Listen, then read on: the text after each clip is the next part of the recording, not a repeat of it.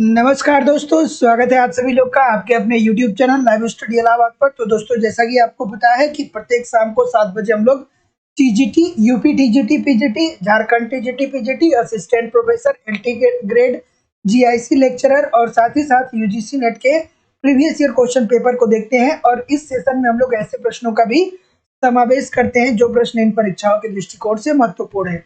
वही दोस्तों, इकोनॉमिक्स की जो हमारी दूसरी क्लास होती है वो लाइव स्टडी इलाहाबाद के मोबाइल एप्लीकेशन पे होती है। यहाँ पे हम लोग इकोनॉमिक्स के कंप्लीट कॉन्सेप्ट को पढ़ते हैं, क्योंकि कॉन्सेप्ट जब तक आपका क्लियर नहीं है तब तक ऑब्जेक्टिव क्वेश्चन सॉल्व करने में आपको बहुत सारी कठिनाइयों का सामना करना पड़ता है दोस्तों।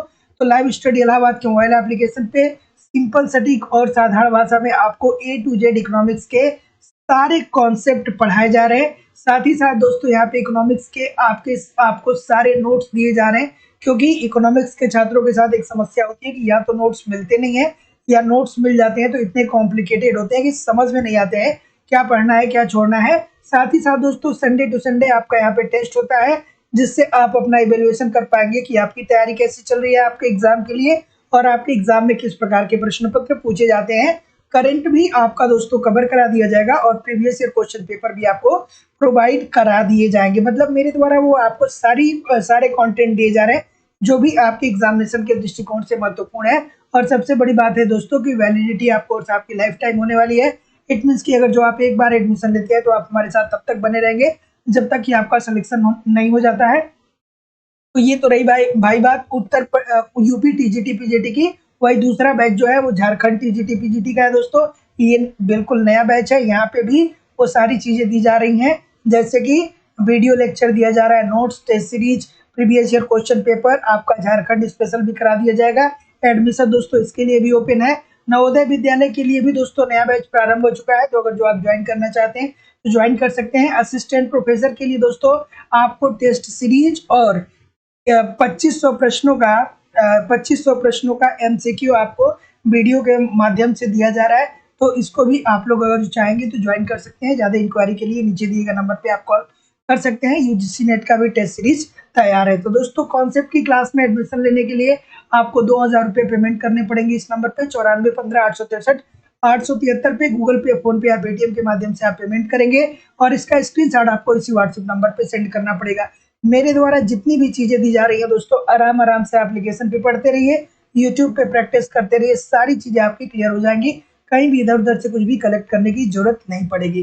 कोई भी इंक्वायरी होगा तो इस नंबर पे कॉल या व्हाट्सएप मैसेज कर सकते हैं। केवल आपको इकोनॉमिक्स का नोट्स चाहिए तो इकोनॉमिक्स का नोट्स भी अवेलेबल है। यहाँ पे आपको सिंपल और साधारण भाषा में पूरी इकोनॉमिक्स की नोट्स दी जा रही है। वैलिडिटी ऑफ कोर्स आपको लाइफ टाइम होगी। तो जो फीस यहाँ पे दिया गया है, इस फीस को इस नंबर पे आप पेमेंट करके एडमिशन ले सकते हैं। साथ ही साथ दोस्तों, आपको यहाँ पे बहुत सारे मतलब यहाँ पे आपका टेस्ट सीरीज भी तैयार कर दिया गया है।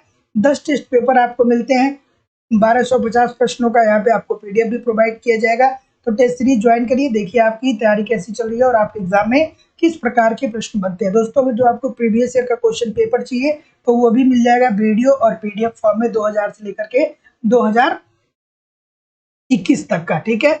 और अगर जो आप कॉन्सेप्ट की क्लास में एडमिशन लेते हैं तो कोई भी अतिरिक्त शुल्क आपको नहीं लगेगा। ना ही आपको अलग से नोट्स परचेज करने के पड़ेंगे, ना ही अलग से आपको टेस्ट सीरीज, ना ही अलग से आपको दोस्तों को किसी भी प्रकार का पीडीएफ परचेज करने की जरूरत पड़ेगी। जितनी भी चीजें मेरे द्वारा दी जाएंगी सबके सब आपके लिए फ्री ऑफ कॉस्ट होंगी, ठीक है। तो चलिए अब हम लोग मूव करेंगे अपने सेशन की तरफ, ठीक है। Thank you very much everybody. और अब अपने सेशन की तरफ हम लोग मूव करेंगे। पहला प्रश्न आप लोग के सामने ये रहा, ठीक है, कि कथन दिया गया है और कारण दिया गया है। चलिए भैया पढ़िए, कथन पढ़िए और कारण पढ़िए, फिर आप मुझे बताइए इस प्रश्न का उत्तर, ठीक है। चलिए, कथन में दिया गया है कि गिफिन वस्तु के संदर्भ में कीमत में वृद्धि के कारण मांग में वृद्धि होती है। अगर गिफिन वस्तुएं मतलब जो निम्न कोटि की वस्तुएं होती है, जब इसकी कीमतों में वृद्धि आती है तो इसके मांग में भी क्या होता है दोस्तों, वृद्धि होती है। क्या ये बात ठीक है? क्या ये बात ठीक है? और कह रहा है गिफिन वस्तुओं के संदर्भ में कीमत में वृद्धि होगा तो मांग में वृद्धि होगी, जबकि कीमत में ह्रास होगा तो मांग में भी कमी आएगी, अर्थात ह्रास होगा। कारण दिया गया है कि प्रत्येक कीमत परिवर्तन को आय प्रभाव तथा प्रतिस्थापन प्रभाव से विभाजित किया जा सकता है? चलिए बताइए। तो जैसा कि मैं देख पा रहा हूँ आपका उत्तर क्या आ रहा है भाई? ऑप्शन नंबर ए की तरफ बहुत सारे लोग मूव कर रहे हैं। और कोई? और कोई? ऑप्शन नंबर ए की तरफ बहुत सारे लोग मूव कर रहे हैं। इसमें ऑप्शन नंबर ए होगा या ऑप्शन नंबर बी होगा? भैया देखिए, ये कह रहा है प्रत्येक कीमत को। यहाँ पे गिफिन वस्तुओं की कहीं बात हो रही है क्या? जो लोग भी ए बोल रहे हैं, यहाँ पे गिफिन वस्तुओं की कोई बात हो रही है क्या कारण के अंतर्गत? तो ए क्यों बोल रहे हैं भाई? ध्यान से देखिए, गिफिन वस्तुओं क्या होती है? निम्न कोटि की वस्तुएं होती हैं। ऐसी वस्तुएं जब इनकी कीमतों में वृद्धि होती है तो इनका मांग बढ़ जाता है, जाहिर सी बात है। लेकिन जब इनकी कीमतों में कमी आती है तो इसकी मांग में भी क्या हो जाती है? कमी आ जाती है। इट मीन्स कि ये क्या होता है? बाजार का नियम यहाँ पे लागू नहीं होता है। ठीक है, तो ऑप्शन नंबर बी होगा भाई। छोटी सी बात है, गिफिन वस्तु के संदर्भ में हम लोग अलग पढ़ते हैं और यहाँ पे सिंपली कीमत परिवर्तन की बात कर रहा है। तो प्रत्येक कीमत परिवर्तन को आय प्रभाव एवं प्रतिस्थापन प्रभाव में विभाजित किया जाता है। तो कीमत परिवर्तन के अंतर्गत हम लोग देखते ही तो है भैया कि आय प्रभाव और प्रतिस्थापन प्रभाव पाए जाते हैं। तो बात तो ये भी ठीक है, लेकिन एक दूसरे की ये व्याख्या नहीं कर रहे हैं। तो ऑप्शन नंबर जितने लोग भी बी बोल रहे हैं, ए और आर दोनों सत्य है, आर ए की सही व्याख्या नहीं करता है ना? तो ऊपर से अगर 4 लोग ए बोल दिए तो आपको भी ऐसा नहीं करना है। ठीक है, चलिए आगे मूव करेंगे अगले प्रश्न की तरफ कि जब ऋणात्मक आय प्रभाव स्थापन प्रभाव से भारी हो तो यह संबंधित वस्तु है। सॉरी, चलिए बताइए इस प्रश्न का उत्तर। दोस्तों अभी तक जिन लोगों ने भी चैनल को सब्सक्राइब नहीं किया है, चैनल को सब्सक्राइब करके बेल आइकन को जरूर क्लिक कर लीजिए ताकि आपको नोटिफिकेशन मिलता रहे। क्या उत्तर होगा भाई? ऑप्शन नंबर, अब यहाँ पे बहुत सारे लोग बोल रहे हैं, क्या बोल रहे हैं? ए बोल रहे हैं। तो जितने लोग भी ए बोल रहे हैं सभी लोग का उत्तर बिल्कुल ठीक है। दोस्तों गिफिन वस्तुओं के बारे में आप लोगों ने एक बार नहीं बहुत बार पढ़ा होगा। ये क्या होती है दोस्तों? ऐसी निम्न कोटि की वस्तुएं होती हैं जहाँ पे बाजार का नियम लागू नहीं होता है, अर्थात अगर जो इनकी कीमतों में कमी आती है तो इसका मांग लोग क्या कर लेते हैं? कम कर लेते हैं। ठीक है, जैसा उदाहरण दिया जाता है बाजरे का। ठीक है, तो ऑप्शन नंबर जैसा कि मैं देख पा रहा हूँ, ये आप बोल रहे हैं, सभी लोग का उत्तर यहाँ पे बिल्कुल ठीक हो जाएगा। प्रकटित वरीयता सिद्धांत का उपयोग किया जा सकता है। चलिए भैया, प्रकटित वरीयता सिद्धांत, ठीक है, किस अर्थशास्त्री की याद आ रही है बताइए मुझे कमेंट करके। प्रकटित वरीयता सिद्धांत किस अर्थशास्त्री की याद आ रही है? किसने दिया था भैया? सैमुअल्सन साहब ने दिया था ना? सैमुअल्सन साहब ने दिया था ना? बिल्कुल ठीक है। क्या उत्तर हो जाएगा? बिल्कुल ठीक है, बिल्कुल ठीक है। ऑप्शन नंबर जैसा कि मैं देख पा रहा हूँ बहुत सारे लोग सी बोल रहे हैं। और कोई भैया? बिल्कुल ठीक है।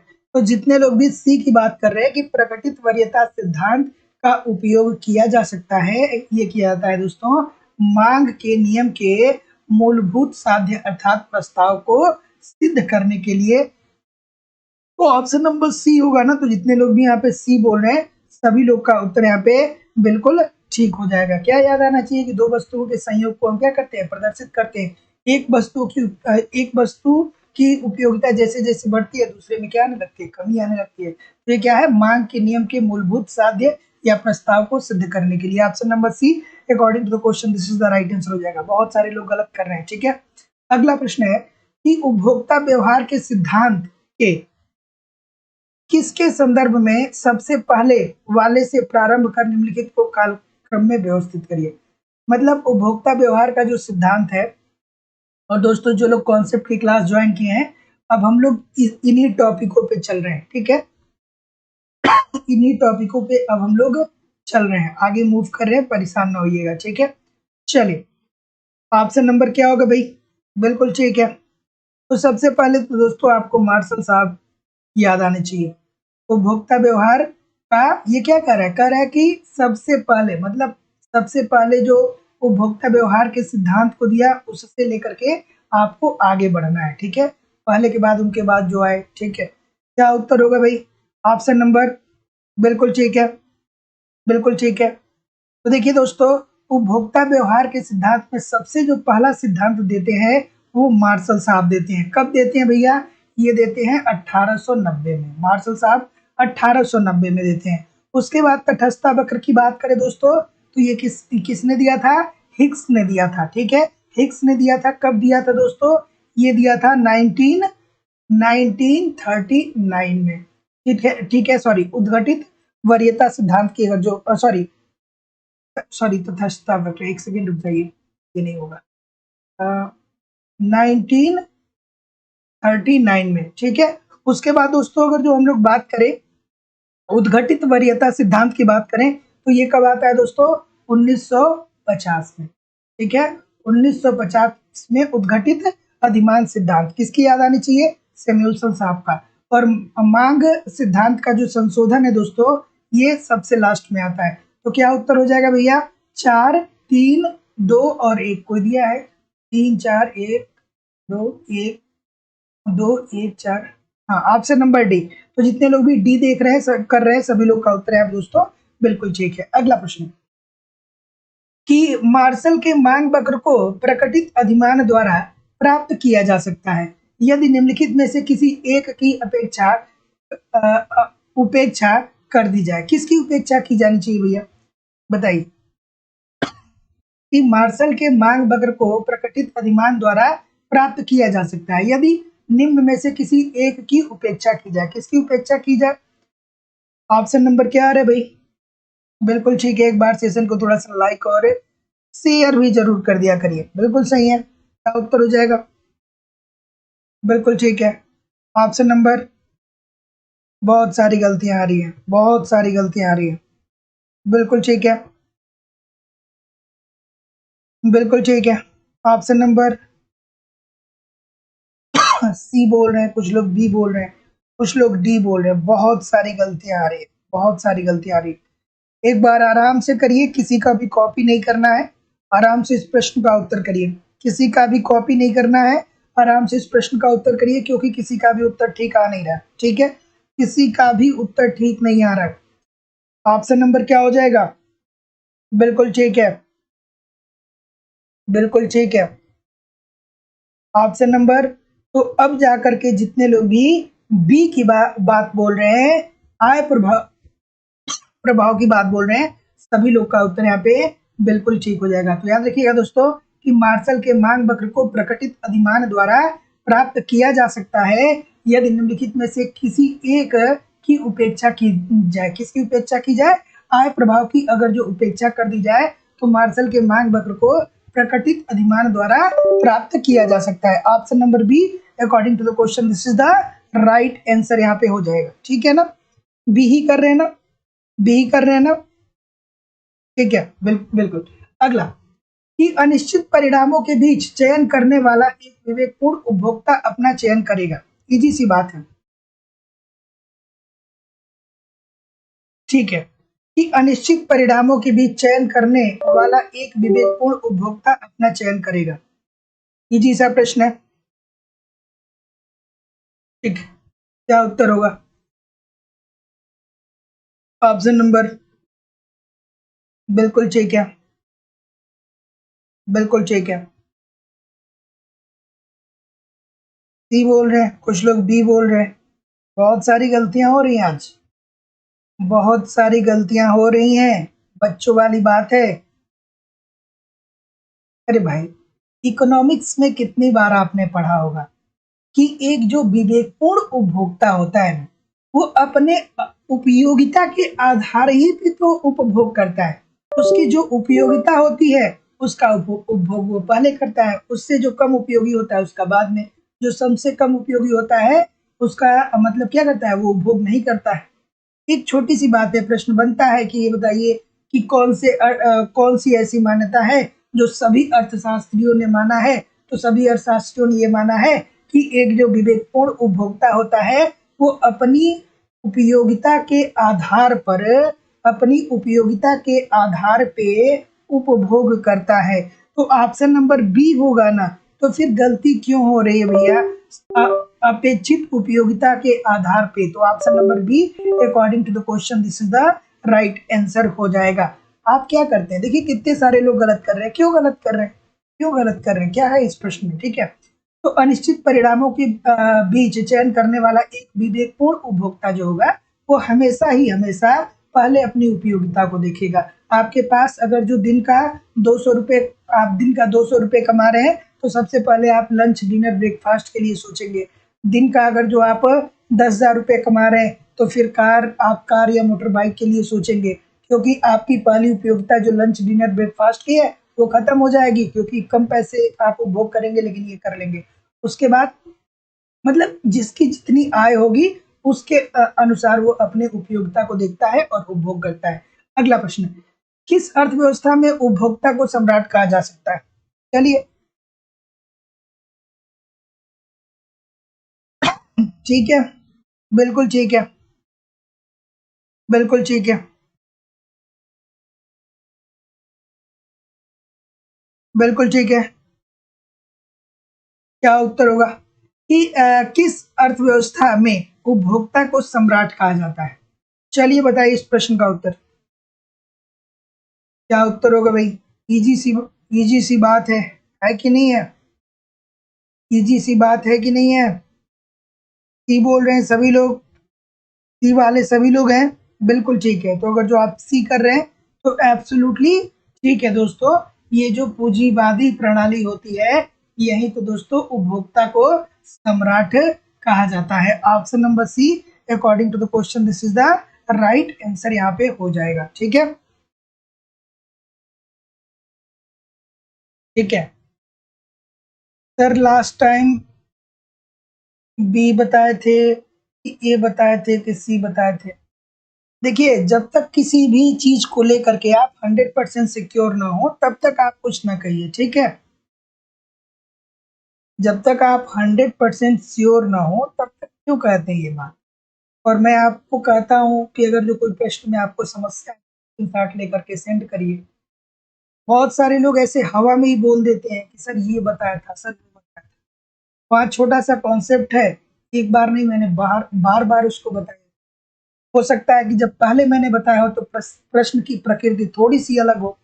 जैसे अभी प्रश्न की प्रकृति है, हो सकता है कि उस टाइम कुछ थोड़ा बहुत उसमें चेंजिंग हो। अगला प्रश्न, जब एक सामान्य वस्तु की कीमत में गिरावट आती है, तो सामान्यतः उसकी अधिक मात्रा खरीदे जाने का कारण क्या है? चलिए बताइए। जब एक सामान्य वस्तु की कीमत में क्या आ रही है, गिरावट आ रही है, तो सामान्यतः उसकी अधिक मात्रा खरीदे जाने का कारण क्या है? क्या उत्तर होगा भाई? ऑप्शन नंबर सी बोल रहे हैं, बहुत सारे लोग सी बोल रहे हैं, बिल्कुल ठीक है। तो ये भी ठीक है, ठीक है, ठीक है। ऑप्शन नंबर सी बोल रहे हैं ना? तो जितने लोग भी सी बोल रहे हैं कि प्रतिस्थापन प्रभाव और आय प्रभाव, दोनों सभी लोग का उत्तर यहाँ पे बिल्कुल ठीक है। ये हमने बहुत बार देखा है कि जब एक सामान्य वस्तु की कीमत में कमी आती है, तो सामान्यतः उसकी अधिक मात्रा खरीदे जाने का कारण क्या होता है? प्रतिस्थापन प्रभाव और आय प्रभाव, ये दोनों पाया जाता है। इसको एक बार नहीं, अनगिनत बार हम लोगों ने देखा है। अगला प्रश्न, कि यदि उपभोक्ता बजट रेखा से नीचे है, इसका तात्पर्य क्या है? चलिए बताइए इस प्रश्न का उत्तर। बिल्कुल ठीक है,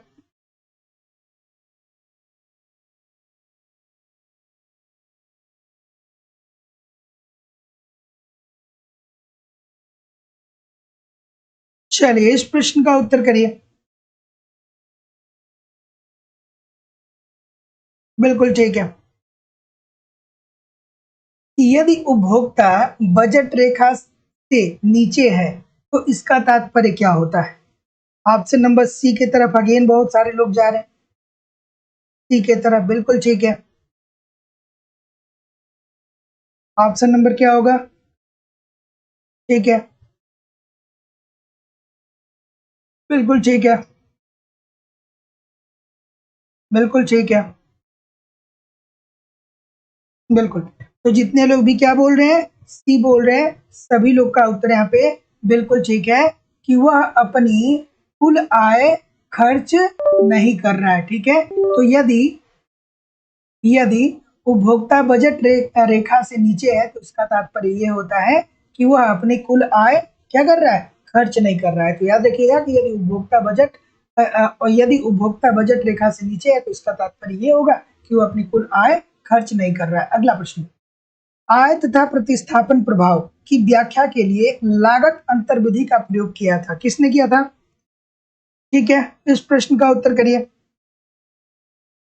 बिल्कुल ठीक है, इस प्रश्न का उत्तर करिए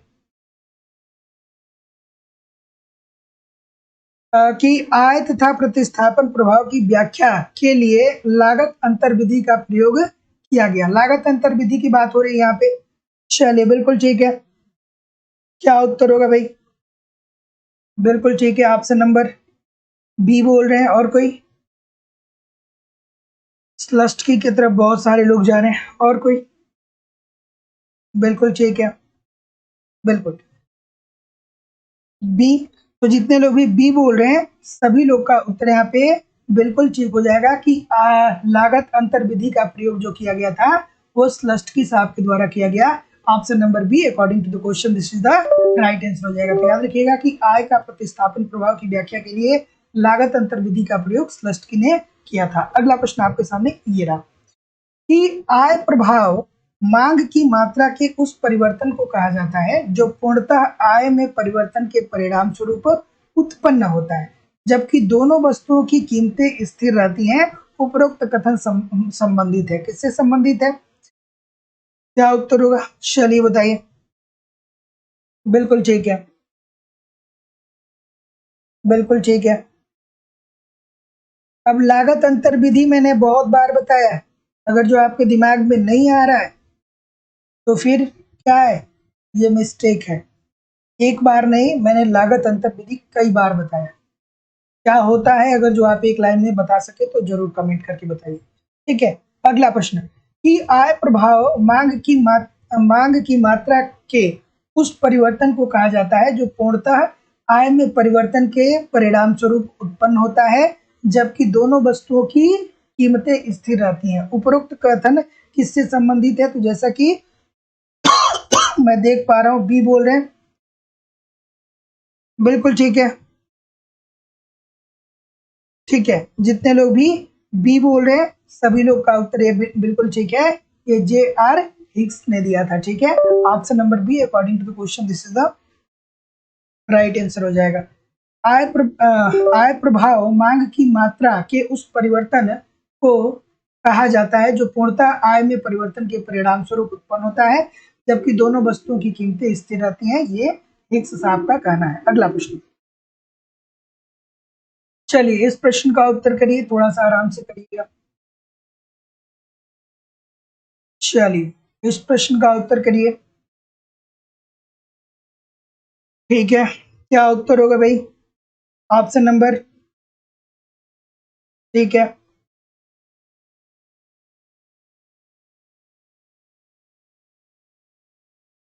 चलिए कि यदि एक उपभोक्ता जिसकी आय व कीमत दी हुई है तीन वस्तु एक्स वाई जेड का उपभोग करता है उसकी संतुष्टि अधिकतम होगी जब। ठीक है, क्या उत्तर होगा? चलिए ऑप्शन नंबर ई की तरफ सभी लोग जा रहे हैं।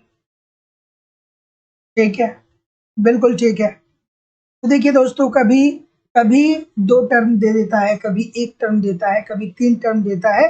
ठीक है, तो जितने लोग भी यहाँ पे क्या दे रहे हैं, सी दे रहे हैं उत्तर, सभी लोग का उत्तर यहाँ पे बिल्कुल ठीक है। M U X upon P X is equal to M U Y upon P Y is equal to M U Z upon P Z. Option number क्या हो जाएगा? C, this is the right answer हो जाएगा। ये P क्या indicate करता है मुझे कमेंट करके बताइए, बहुत बार हमने बताया। और एम यू क्या इंडिकेट करता है भैया? एम यू तो है आपकी सीमांत उपयोगिता। ठीक है, एम यू क्या इंडिकेट करता है? सीमांत उपयोगिता। और पी क्या निर्धारित करता है भैया? पी क्या इंडिकेट करता है? प्राइस को निर्धारित करता है। ये सारी चीजें आपके दिमाग में आनी चाहिए। ठीक है, ये कह रहा है कि एक्स वाई तथा जेड का उपभोग करता है तो इसके संबंध का स्तर M U X upon P X is equal to M U Y upon P Y is equal to M U Z upon P Z. अगला प्रश्न, स्लस्ट की प्रमेय बताती है। स्लस्ट की प्रमेय हमें क्या बताता है भाई बताइए?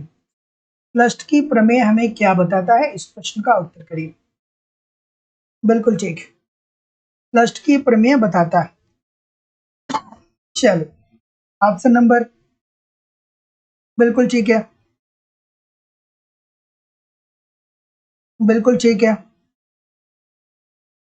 अब स्लस्ट की प्रमेय आपके सामने आया तो आपके दिमाग में आना चाहिए कि अच्छा भाई, स्लस्ट के साथ क्या कहते हैं? ये कहते हैं कि एक उपभोक्ता के पास उतनी मुद्रा रहनी चाहिए कि यदि कीमतों में परिवर्तन हो रहा है तो वह अपने उपभोग को स्थिर कर सके या अपने उपभोग को नियंत्रित कर सके। ये आपको याद आया था कि नहीं आया था? आराम से बताइएगा, ठीक है। स्लस्ट की प्रमेय के अंतर्गत स्लस्ट की साहब क्या कहते हैं? वो यही तो कहते हैं कि एक उपभोक्ता के पास इतनी मुद्रा रखनी चाहिए ताकि अगर जो कीमतों में परिवर्तन भी आता है तो वो अपने उपभोग को क्या कर सके? मेंटेन कर सके, नियत मतलब अपने उपभोग की पूर्ति वो कर सके। तो जितने लोग भी यहाँ पे डी की बात बोल रहे हैं कि मूल्य प्रभाव का प्रतिस्थापन एवं आय प्रभाव में वियोजन, सभी लोग का उत्तर यहाँ पे दोस्तों बिल्कुल ठीक है। एक लाइन ये जानते होंगे तो आप बहुत आराम से इस प्रश्न का उत्तर कर सकते थे। Option number D, according to the question, this is the right answer. मूल्य प्रभाव का प्रतिस्थापन तथा आय प्रभाव में वियोजन। अगला प्रश्न आपके सामने ये रहा, सीमांत उपयोगिता ह्रास नियम। फिर इजी सा प्रश्न है, सीमांत उपयोगिता ह्रास नियम क्या होता है भाई? इस प्रश्न का उत्तर करिए। बिल्कुल ठीक है। क्या होता है सीमांत उपयोगिता ह्रास नियम? बहुत बार बताया है, ध्यान में आना चाहिए, ध्यान में आना चाहिए। बिल्कुल ठीक है। क्या ध्यान में आना चाहिए? क्या क्या ध्यान में आना चाहिए? यही तो याद आना चाहिए कि जब हम वस्तुओं का उपभोग बढ़ाने लगते हैं तो उससे मिलने वाली उपयोगिता हमारी क्या होने लगती है? कम होने लगती है। एक लाइन की बात थी, ठीक है। क्या उत्तर हो जाएगा? बिल्कुल ठीक है। जैसे जैसे हम उपभोग की वस्तुओं की इकाइयों को बढ़ाते चले जाते हैं, उससे मिलने वाली उपयोगिता हमारी क्या होने लगती है? कम होने लगती है। तो क्या उत्तर हो जाएगा भाई? ऑप्शन नंबर, जैसा कि मैं देख पा रहा हूँ, बी बोल रहे हैं ना, तो जितने लोग भी बी बोल रहे हैं सभी लोग का उत्तर यहाँ पे बिल्कुल ठीक हो जाएगा कि व्यक्त करता है कि मांग वक्र नीचे की ओर गिरता हुआ क्यों होता है। और मांग वक्र नीचे की ओर गिरता हुआ इसलिए होता है कि जैसे जैसे वस्तुओं की इकाइयों को हम बढ़ाते चले जाते हैं उससे मिलने वाली उपयोगिता जो हमारी होती है वो क्या होने लगती है दोस्तों? कम होने लगती है। तो ऑप्शन नंबर क्या हो जाए? ऑप्शन नंबर क्या हो जाएगा? B, this is the right answer हो जाएगा, ठीक है। अगला प्रश्न, उपभोक्ता के संतुलन की निम्नलिखित में से कौन एक सही शर्त है? उपभोक्ता के संतुलन की सही शर्त क्या है? ठीक है, क्या उत्तर होगा भाई? उपभोक्ता के संतुलन की निम्नलिखित में से कौन सी एक सही शर्त है? चलिए, ठीक है, बिल्कुल ठीक है। क्या उत्तर होगा भाई? देखिए, जब तक कंसंट्रेट होकर क्वेश्चन को नहीं देखेंगे ना, तब तक परेशान रहेंगे, तब तक परेशान रहेंगे। अगर जो बिना कंसंट्रेशन के प्रश्न को सॉल्व कर रहे हैं, बस ये सोच रहे हैं कि कभी लाइफ में हमने एक बार देखा है, ये प्रश्न सामने आ जाए और उसका उत्तर हम ठीक कर दें, तो आप हमेशा परेशान रहेंगे। एकदम कंसंट्रेट होके इधर उधर की बातों पे ध्यान कम दे करके क्लास को मैनेज करिए, ठीक है। चलिए, उपभोक्ता के संतुलन की निम्नलिखित में से कौन एक सही शर्त है? तो जैसा कि मैं देख पा रहा हूँ, क्या उत्तर आ रहा है भाई? बी आ रहा है। कुछ लोग ए भी बता रहे हैं। अब कुछ लोग ए क्यों बता रहे हैं ये मुझे नहीं समझ में आ रहा है। अब जो लोग ए बता रहे हैं वो क्यों बता रहे हैं मुझे समझ में नहीं आ रहा है। ठीक है, तो जितने लोग भी ऑप्शन नंबर यहाँ पे बी की बात बोल रहे हैं सभी लोग का उत्तर यहाँ पे बिल्कुल ठीक हो जाएगा। M R S X Y is equal to होगा P X upon P Y के। Option number B, according to the question, this is the right answer यहाँ पे हो जाएगा, ठीक है। तो उपभोक्ता के संतुलन की निम्नलिखित में से कौन एक सही शर्त है? तो M R S X Y is equal to P X upon P Y. Option number क्या हो जाएगा? B, this is the right answer हो जाएगा। और आपको वो दो शर्त भी याद आनी चाहिए उपभोक्ता के संतुलन के। पहला कि अधिमान वक्र कीमत रेखा को क्या करे? स्पर्श करे, और दूसरा क्या होता है दोस्तों, संतुलन बिंदु पर उदासीनता वक्र मूल बिंदु की ओर क्या होता है, उन्नतोत्तर होता है। ऑप्शन नंबर बी बिल्कुल ठीक है।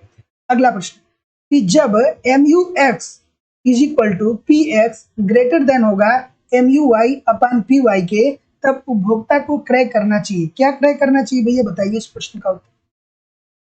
और थोड़ा सा सेशन को एक बार लाइक और शेयर भी दोस्तों जरूर कर दिया करिए। निवेदन है सभी लोगों से, इतने सारे लोग क्लास देख रहे हैं फिर भी लाइक और शेयर की संख्या बहुत कम है। निवेदन है सभी लोगों से कि लाइक और शेयर जरूर किया करिए सेशन को। चलिए क्या उत्तर होगा भाई, क्या उत्तर होगा बताइए। ऑप्शन नंबर स्पष्ट दिया गया, एकदम स्पष्ट दिया गया, गलत नहीं होना चाहिए, एकदम स्पष्टता के साथ बताया गया है। बिल्कुल ठीक है। तो जितने लोग भी क्या बोल रहे हैं, ये बोल रहे हैं कि x की अधिक मात्रा और y की कम मात्रा, सभी लोग का उत्तर यहाँ पे दोस्तों बिल्कुल ठीक है। तो जब MUX PX से क्या होगा दोस्तों, बड़ा होगा, MUY और PY इससे छोटा होगा, तब उपभोक्ता को क्रय करना चाहिए x की अधिक मात्रा और y की कम मात्रा। MU क्या व्यक्त करता है, P तो आपको पता ही होगा, MU बताइए क्या व्यक्त करता है। मैंने दो प्रश्न पहले बताया था। अगला प्रश्न आपके सामने रहा, सीमांत उपयोगिता के विचार को विकसित किया, किसने किया भैया, सीमांत उपयोगिता के विचार को विकसित करने का श्रेय किसको जाता है।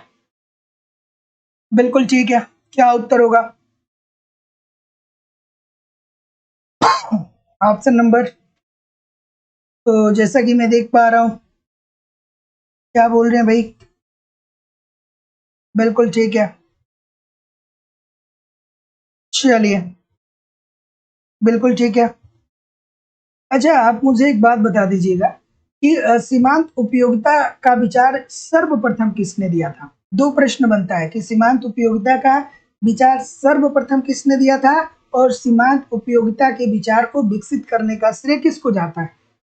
ठीक है, किसको जाता है और सर्वप्रथम किसने दिया था। ठीक है, अब कुछ लोग यहाँ पे हमें कहेंगे सर ऑप्शन नंबर ए होगा, ठीक है, और फिर वो बाद में कहेंगे कि सर आपने क्या कर दिया, गलत बता दिया।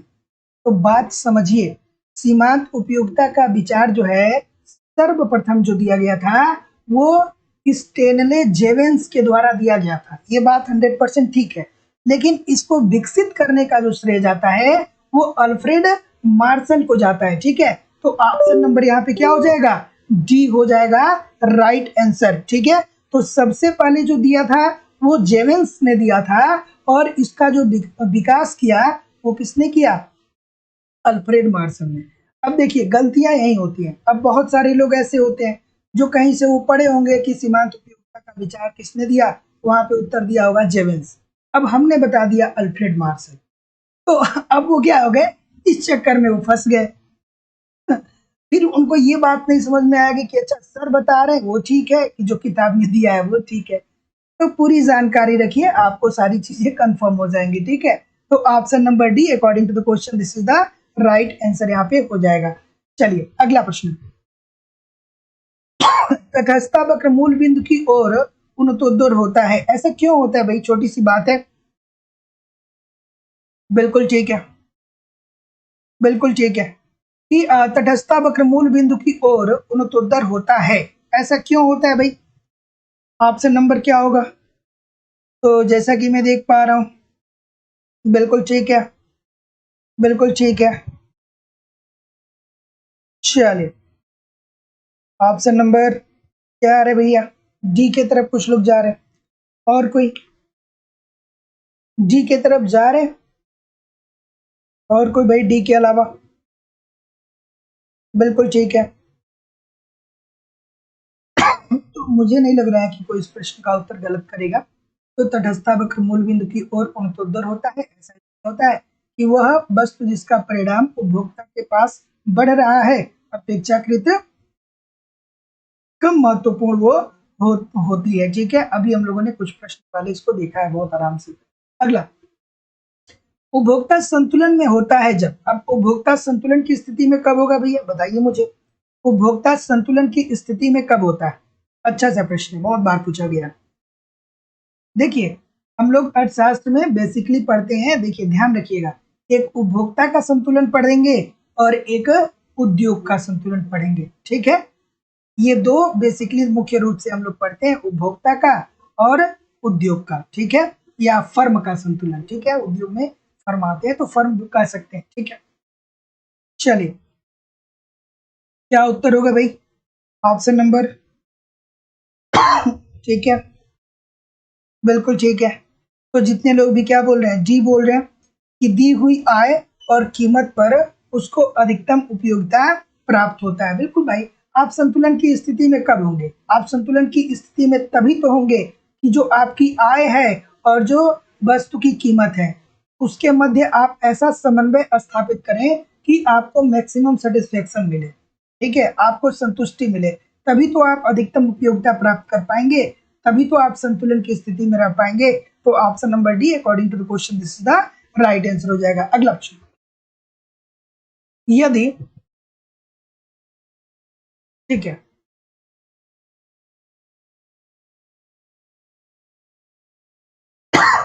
सॉरी, यदि अल्पकालीन अति अल्पकालीन बाजार वह होता है जिसमें बाजार पूर्ति वक्र कैसा हो? बिल्कुल ठीक है, आराम से इस प्रश्न का उत्तर करें। क्या उत्तर होगा भाई? चलिए, ऑप्शन नंबर सी कुछ लोग बोल रहे हैं, और कोई भैया? और कोई? सी के अलावा और कोई? मैक्सिमम लोग सी ही बोल रहे हैं, कुर्ता बेल लोचदार हो। और कोई? सी के अलावा और कोई है? सॉरी। तो जितने लोग भी यहाँ पे सी की बात कर रहे हैं, सभी लोग का उत्तर यहाँ पे दोस्तों बिल्कुल ठीक है कि अल्पकालीन बाजार वह होता है जिसमें बाजार पूर्ति वक्र क्या होता है दोस्तों? पूर्णतः बेलोचदार होता है। क्या दिमाग में आना चाहिए कि भैया अति अल्पकालीन बाजार की स्थिति में क्या क्या किया जा सकता है?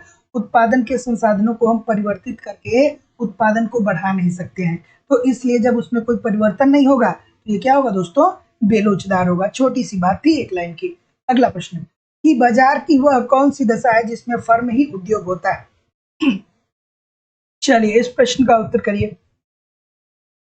बाजार की वह कौन सी दशा है जिसमें फर्म ही उद्योग होता है?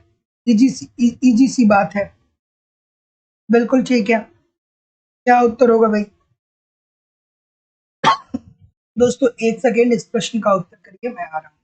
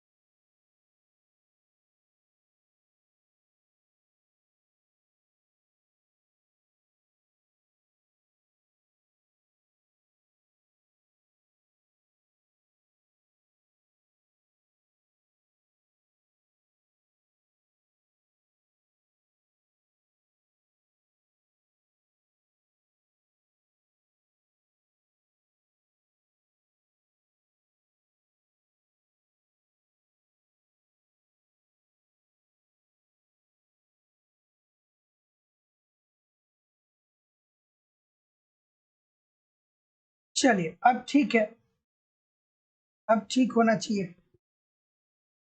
ठीक है। तो दोस्तों इस प्रश्न में मैं यही आपसे बता रहा था कि बाजार की वह कौन सी दशा है जिसमें फर्म ही उद्योग होता है। तो दोस्तों वो होता है एकाधिकार। एकाधिकार के अंतर्गत एक ऐसी एक अकेली फर्म होती है। जैसे फर्म और उद्योग में मैं अंतर बता रहा था कि जैसे मान लीजिए कि साबुन उद्योग है, साबुन उद्योग में लक्स की कंपनी है, ठीक है, लाइफ बॉय की कंपनी है, ठीक है, पतंजलि का साबुन आता है, ये एक फर्म है। ये सभी फर्में आपस में मिलकर उद्योग का निर्माण करती है। लेकिन एकाधिकार के अंतर्गत क्या होता है, फर्म अकेला होता है, तो इस अकेले फर्म को हम उद्योग का क्या दे देते हैं, संज्ञा दे देते हैं। अगला प्रश्न, बाजार जिसमें एक विक्रेता एवं अनेक सॉरी बाजार जिसमें एक खरीदार और अनेक विक्रेता हो, ये क्या कहलाता है? चलिए क्या उत्तर होगा? बिल्कुल ठीक है, इस प्रश्न का उत्तर करिए। अब ठीक है ना, अब आवाज तो कम नहीं है।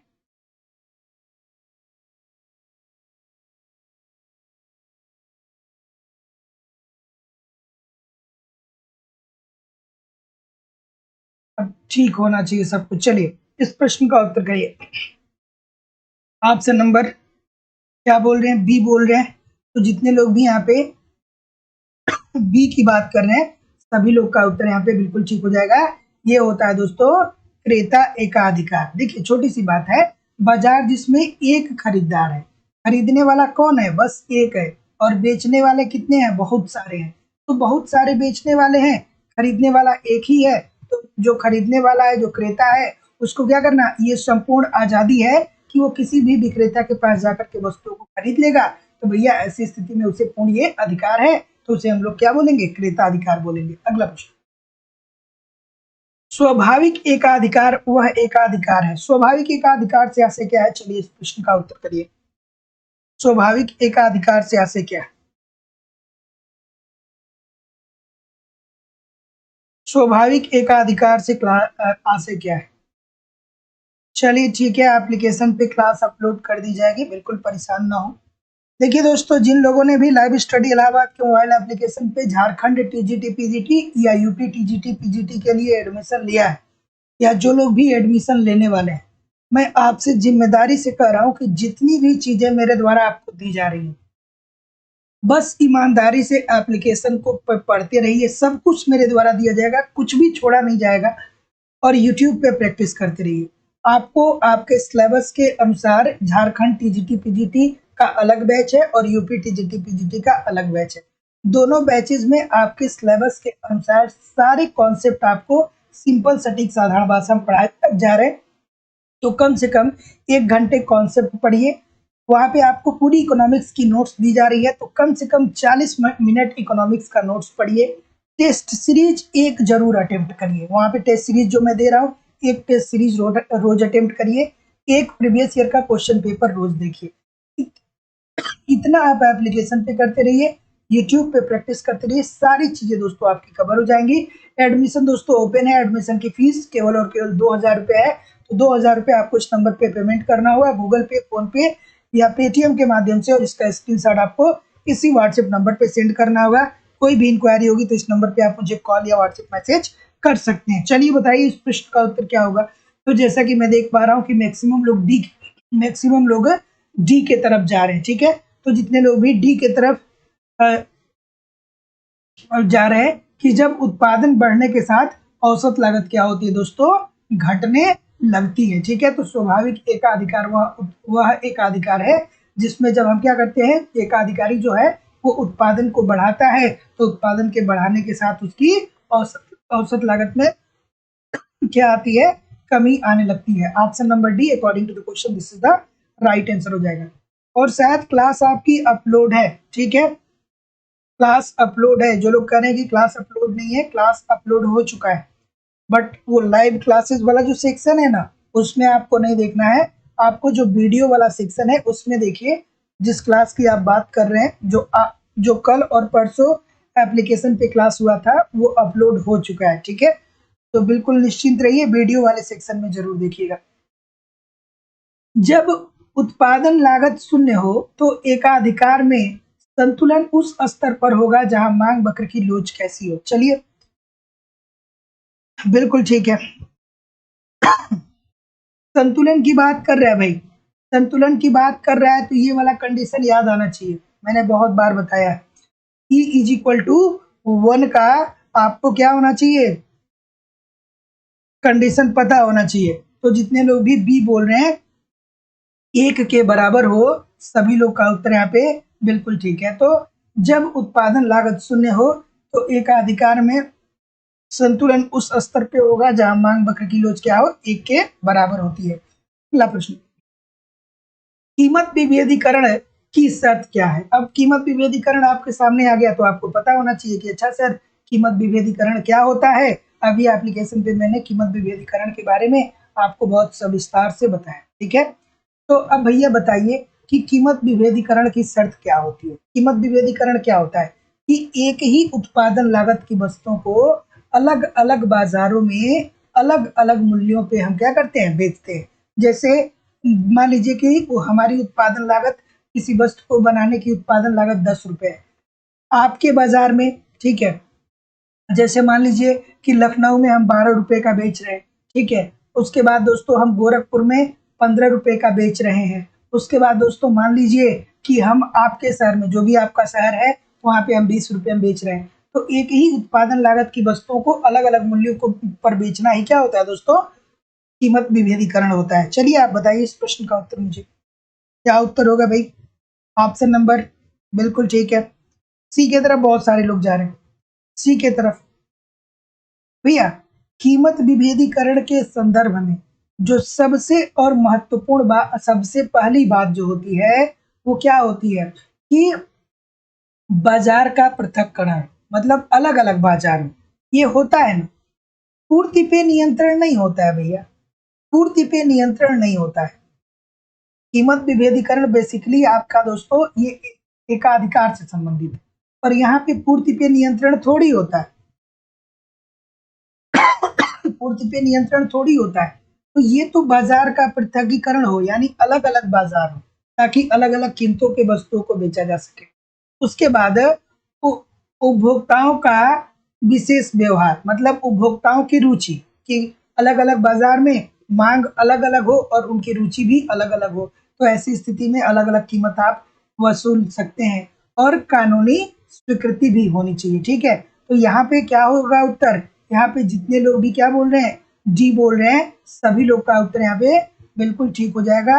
1, 3 और 4, this is the right answer यहाँ पे दोस्तों हो जाएगा। अगला प्रश्न, देयाधिकार के कुर्नो मॉडल के अंतर्गत प्रत्येक देयाधिकारी द्वारा संतुलन की स्थिति में उत्पादन किया जाएगा। बढ़िया प्रश्न है, बताइए इस प्रश्न का उत्तर।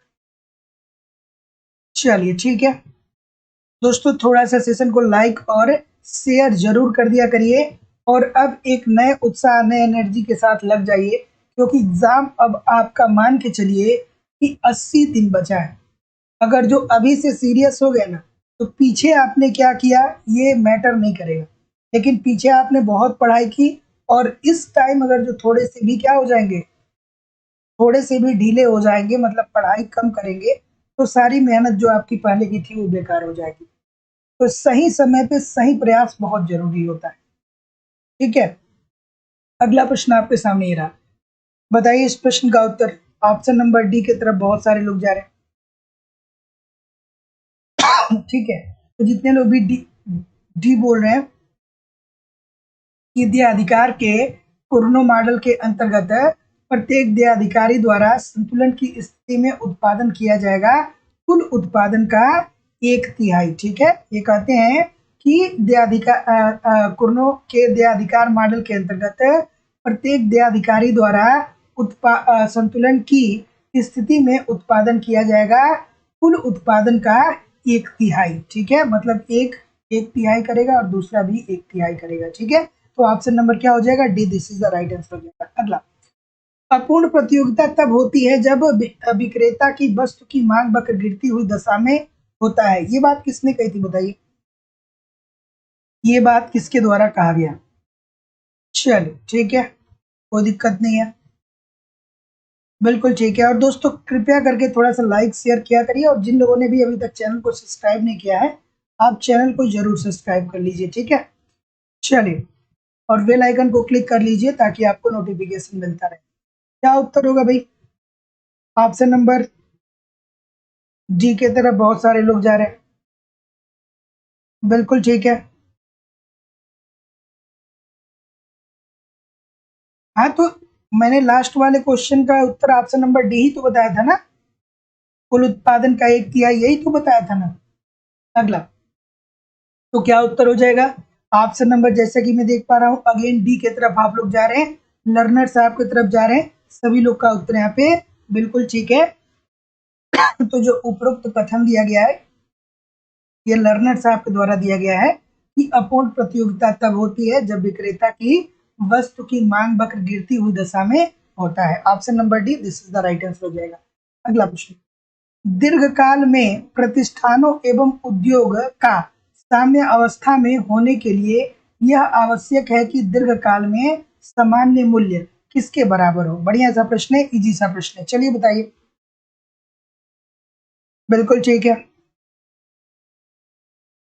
अगर जो आपने कॉन्सेप्ट पढ़ा होगा तो आप ये वाला कॉन्सेप्ट जानते होंगे, एल एम सी बराबर होता है एल ए सी के। P is equal to L M C बराबर होता है एल ए सी के। तो जैसा कि मैं देख पा रहा हूँ, क्या उत्तर आ रहा है भाई? ऑप्शन नंबर क्या बोल रहे हैं? बिल्कुल ठीक है।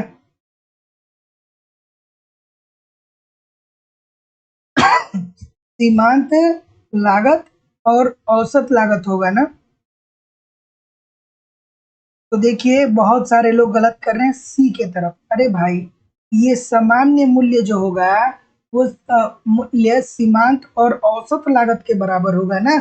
तो ऑप्शन नंबर, अब जाके जितने लोग भी ई बोल रहे हैं सभी लोग का उत्तर यहाँ पे बिल्कुल ठीक हो जाएगा कि दीर्घकाल में प्रतिष्ठानों एवं उद्योगों का साम्य अवस्था में होने के लिए यह आवश्यक है कि दीर्घकाल में सामान्य मूल्य सीमांत और औसत लागत के क्या हो दोस्तों?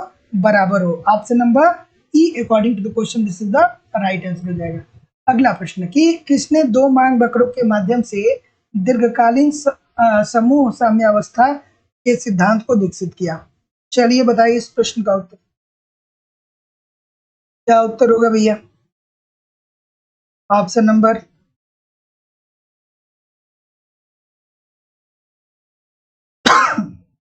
ठीक है,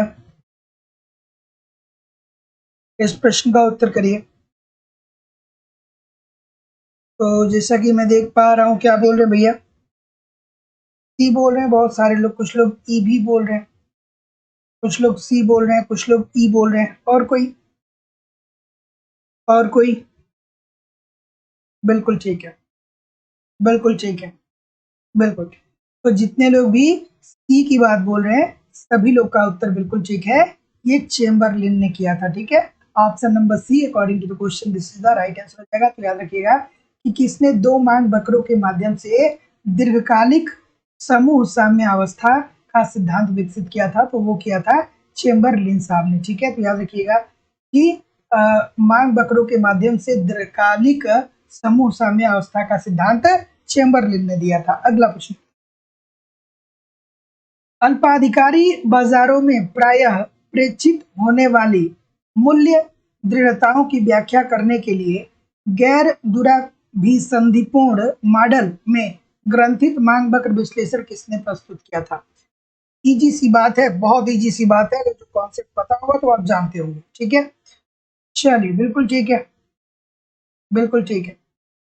यहाँ पे एक दो शब्द अगर जो आप पॉइंट आउट कर ले जाएंगे तो आप समझ जाएंगे। एक इसको, मूल्य दृढ़ताओं को, और गैर दुराभिसंधिपूर्ण को। ठीक है, चलिए बिल्कुल ठीक है। ऑप्शन नंबर क्या हो जाएगा? बिल्कुल ठीक है। तो अल्पाधिकार के अंतर्गत विकुंचित मांग वक्र की अवधारणा किसने दी थी? पाल स्वीजी साहब ने दिया था। ठीक है, और स्वीजी साहब ने ही दोस्तों ये बात कही थी। ठीक है, जो ऊपर दिया गया है। ठीक है, तो अल्पाधिकारी बाजार में प्रायः प्रेक्षित होने वाली मूल्य दृढ़ताओं की व्याख्या करने के लिए गैर दुराभिसंधिपूर्ण मॉडल में ग्रंथित मांग वक्र विश्लेषण किसने प्रस्तुत किया? ये स्वीजी साहब ने प्रस्तुत किया था। किसके माध्यम से किया था भैया? विकुंचित मांग वक्रों की सहायता से। फिर आपको याद आना चाहिए, अच्छा विकुंचित मांग वक्र का क्या होता है? ऊपर वाला जो वक्र होता है वो लोचदार होता है और नीचे वाला ये वाला लोचदार होगा और नीचे वाला बेलोचदार होता है। ये सारे प्रश्न आपके एग्जाम में बनते हैं। ठीक है, अगला प्रश्न आपके सामने ये रहा कि किस बाजार स्थिति में किसी उद्योग विशेष में प्रतिष्ठान अपने संयुक्त मुनाफे को अधिकतम करने और बाजार को साझा करने के प्रयोजन से एक साथ एक अकेली इकाई के रूप में जोड़ने का निर्णय लेते हैं। प्रश्न जितना कठिन दिख रहा है उससे बहुत इजी है। ठीक है, प्रश्न जितना कठिन दिख रहा है उससे बहुत इजी है, बशर्ते आप क्या करें कि थोड़ा सा क्या करें, ध्यान से पढ़ें, कंसंट्रेट होके पढ़ें। ठीक है, कंसंट्रेट होके पढ़ें। ये कह रहा है, थोड़ा मेरे साथ पढ़िएगा कि किस बाजार स्थिति में किसी उद्योग विशेष में प्रतिष्ठान अपने संयुक्त मुनाफे को अधिकतम करते हैं। संयुक्त मुनाफे को अधिकतम अर्थात उद्योग को अधिकतम लाभ हो सके, ये किसकी प्रॉपर्टीज है भैया, ये अल्पाधिकार की प्रॉपर्टीज है। फिर आपको कार्टिल याद आना चाहिए। और बाजार को साझा करने के प्रयोजन से एक साथ एक अकेली इकाई के रूप में जोड़ने का निर्णय लेते हैं। ये तो होता है ना भैया, अल्पाधिकार होता है ना। इसके अंतर्गत क्या होती है, अल्पाधिकार के अंतर्गत कुछ फर्में होती हैं जो आपस में क्या होती हैं, परस्पर निर्भर होती हैं। कार्टेल का अस्तित्व यही आता है जिसके अंतर्गत जितनी भी फर्में होती हैं वो आपस में मिलकर के एक समझौता करती हैं कि किस तरीके से उद्योग में जितने भी फर्म हैं वो अपने लाभ को अधिकतम कर सकें और नई फर्मों को उद्योग में हम क्या कर सकें, प्रवेश करने से रोक सके। ठीक है, तो ये किसकी प्रॉपर्टीज है भैया, अल्पाधिकार की। बच्चों वाला प्रश्न ना कई सारे लोग गलत कर रहे थे, कार्टेल आपको याद आना चाहिए। अगला प्रश्न, निम्नलिखित में से कौन सा उदाहरण बाजार असफलता का नहीं है। बाजार असफलता का उदाहरण कौन सा नहीं है, बताइए। बाजार असफलता का उदाहरण इसमें से कौन सा नहीं है। थोड़ा सा दोस्तों लाइक और शेयर भी सेशन को जरूर किया करिए। क्या उत्तर हो जाएगा भाई, बिल्कुल ठीक है, बिल्कुल ठीक है। ऑप्शन नंबर क्या हो जाएगा, बिल्कुल ठीक है। अब बाजार असफलता का आशय क्या होगा भाई, क्या दिमाग में आ रहा है। तो जैसा कि मैं देख पा रहा हूं उत्तर क्या आ रहा है, बिल्कुल ठीक है, बिल्कुल। तो देखिए दोस्तों, बाजार असफलता का अगर जो एक लाइन में आप बात करना हो, एक लाइन में आपको समझना हो तो आप यही कहेंगे कि जब एक जो फर्म होता है ना वो अनुकूलतम दशा में ना हो। मतलब अनुकूलतम दशा का मतलब क्या होगा कि औसत लागत जो होनी चाहिए वो न्यूनतम होनी चाहिए और उत्पादन का अधिकतम स्तर होना चाहिए। और इसके संदर्भ में दोस्तों पेरेटो अनुकूलतम के अंतर्गत इन्होंने 3 शर्तों को बताया। कौन कौन, एकाधिकार बताया था, असीमित सूचना बताया था और बाह्यता को बताया था, जबकि कौशल की मितव्यताओं को नहीं बताया था। तो जितने लोग भी सी बोल रहे हैं सभी लोग का उत्तर यहाँ पे दोस्तों बिल्कुल ठीक हो जाएगा। अगला प्रश्न, यदि AR is equal to 15, MR is equal to 5 है तो मांग की कीमत लोच क्या होगी। ठीक है, देखिए दो प्रश्न जो है वो बहुत सारे लोग परेशान होते हैं कि सर न्यूमेरिकल भी आते हैं। मैं आपसे बता दूं कि 2 फार्मूले में से एक प्रश्न जरूर आते हैं। एक दोस्तों AR is upon AR minus MR, एक ये हो गया और जो दूसरा हो गया दोस्तों वो हो गया 1 अपान MPS। ठीक है, ये 2 फार्मूले, या तो आपसे फार्मूला पूछा जाएगा या इससे एक प्रश्न पूछ लिया जाएगा। दोस्तों इन दोनों में से लगभग 99% ये चांस होता है कि आपके एग्जाम में एक प्रश्न जरूर आ जाए। ठीक है, ठीक है, क्या उत्तर होगा भाई, AR। तो ये कौन सी कंडीशन है, AR अपान AR माइनस MR की कंडीशन है ना। तो जब सॉल्व करेंगे तो AR इज इक्वल टू क्या दिया है, 15 दिया है, 15 अपान 15 माइनस 5 कर देंगे और MR का मान क्या दे दिया है, 5 दे दिया गया है। तो 15 बटा ये 15 में 5 किया 10 हो जाएगा। ये क्या आ जाएगा 1.5 आ जाएगा ना, बिल्कुल ठीक। तो जितने लोग भी बी बोल रहे हैं सभी लोग का उत्तर यहाँ पे बिल्कुल ठीक है। अगला प्रश्न, फर्में प्रतिस्पर्धी और अधिकतम लाभ कमाने वाली हैं, तो किसके द्वारा श्रम की मांग वक्र निर्धारित किया जा सकता है? चलिए भाई बताइए इस प्रश्न का उत्तर। बिल्कुल ठीक है कि फर्में प्रतिस्पर्धी हैं और अधिकतम लाभ कमाने वाली हैं। ठीक है, अधिकतम लाभ ये कमा भी रही हैं, तो इसके द्वारा श्रम का मांग वक्र कैसे हम निर्धारित करेंगे? चलिए बताइए इस प्रश्न का उत्तर। क्या उत्तर होगा भाई? और दोस्तों आपकी रोज क्लास होती है, तो जिन लोगों ने भी अभी तक चैनल को सब्सक्राइब नहीं किया, आप चैनल को जरूर सब्सक्राइब कर लीजिए। ठीक है, तो जैसा कि मैं देख पा रहा हूँ क्या उत्तर आ रहा है? बिल्कुल ठीक है। ऑप्शन नंबर, बिल्कुल ठीक है, बिल्कुल ठीक है, बिल्कुल। तो जितने लोग भी बी बोल रहे हैं सभी लोग बी ही बोल रहे हैं, तो मुझे नहीं लग रहा है कि कोई कंफ्यूजन की स्थिति यहाँ पे है। तो श्रम के सीमांत उत्पाद के मूल्य द्वारा फर्में प्रतिस्पर्धी और अधिकतम लाभ वाली अगर जो है, तो श्रम की मांग वक्र जो निर्धारित होगी वो श्रम की सीमांत उत्पादकता के मूल्य के द्वारा होगा। सभी लोग बी कर रहे हैं, तो मुझे नहीं लग रहा है कि यहाँ पे कोई कंफ्यूजन की स्थिति है। ठीक है, अगला प्रश्न जो है वो बहुत इजी सा प्रश्न है कि ये बताइए कि प्रसामान्य लाभ के बारे में निम्नलिखित कथनों में से कौन सा सही है? प्रसामान्य लाभ, चलिए बताइए। ऑप्शन नंबर क्या है भाई? बिल्कुल ठीक है, जितेंद्र जी, रीता जी, अमरीश जी, पद्मेश मिश्रा जी, मीनू यादव जी, वैभव सिंह जी, मंजू जी, ललिता जी, शिवानी श्रीवास्तव जी। चलिए सभी लोग इस प्रश्न का उत्तर करिए और एक बार वीडियो को शेयर कर दीजिए और चैनल को सब्सक्राइब नहीं किया है तो चैनल को जरूर सब्सक्राइब कर लीजिए। चलिए क्या उत्तर होगा भाई? ऑप्शन नंबर, जैसा कि मैं देख पा रहा हूँ, डी बोल रहे हैं। बिल्कुल ठीक है, डी बोल रहे हैं। बिल्कुल ठीक है, बिल्कुल ठीक है, बिल्कुल। तो देखिए भैया, एक छोटी सी बात हमको आपको बता रहा हूँ। प्रसामान्य लाभ ये क्या होता है दोस्तों, कि इसके अंतर्गत जो एक क्या होता है कि एक फर्म जो होता है वो यह दीर्घ अवधि और अल्प अवधि दोनों में अर्जित किया जाता है। मतलब दीर्घ अवधि में दोस्तों आपको वो वाला कॉन्सेप्ट याद आना चाहिए कि दीर्घ काल में एक जो पूर्ण प्रतियोगिता होता है उसमें फर्में क्या होती हैं, हमेशा सामान्य लाभ की प्राप्ति करती हैं। और अल्पकाल में वो लाभ वो क्या कर सकती हैं, अप्रत्याशित लाभ कमा सकती हैं। उनको अप्रत्याशित हानि भी हो सकता है और वो न लाभ और न हानि इन दोनों की अवस्थाओं में रह सकती हैं। और यही बात दोस्तों किसके साथ होता है? एकाधिकारी के साथ भी होता है कि एकाधिकारी अल्पकाल में न कभी ऐसा भी हो सकता है कि अप्रत्याशित लाभ कमा ले, कभी हानि भी हो सकती है, कभी ऐसा भी हो सकता है कि उसे न हानि न लाभ की दशा मिल जाए। ठीक है, तो प्रसामान्य लाभ के बारे में सही ये है कि यह दीर्घ अवधि में और अल्प अवधि दोनों में अर्जित किया जाता है। ठीक है, अगला प्रश्न दोस्तों आपके सामने ये रहा। दीर्घ अवधि की बात आए दोस्तों तो आपको क्या याद आना चाहिए? पूर्ण प्रतियोगिता के अंतर्गत फर्मों की बात आनी चाहिए और मोटा मोटी अगर जो बात किया जाए तो। और अल्पकाल की बात आए तो दोस्तों आपको यहाँ पे एकाधिकारी की बात याद आनी चाहिए, है ना। अगला प्रश्न आपके सामने ये रहा कि एक उद्योग में पैमाने के बढ़ते प्रतिफल की मौजूदगी में किस बात की प्रवृत्ति होती है? चलिए बताइए इस प्रश्न का उत्तर। क्या उत्तर होगा भाई?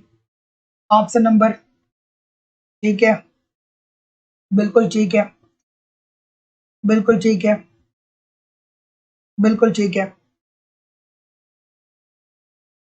देखिए ध्यान से पढ़िएगा, एक उद्योग में पैमाने के बढ़ते प्रतिफल की मौजूदगी में किस बात की प्रवृत्ति होती है? तो भैया अगर जो पैमाने का प्रतिफल क्या हो रहा है, बढ़ रहा है, तो इसका मतलब तो छोटी सी बात यही होता है ना कि उस उद्योग में बड़े देशों की तुलनात्मक फायदा देना। ठीक है,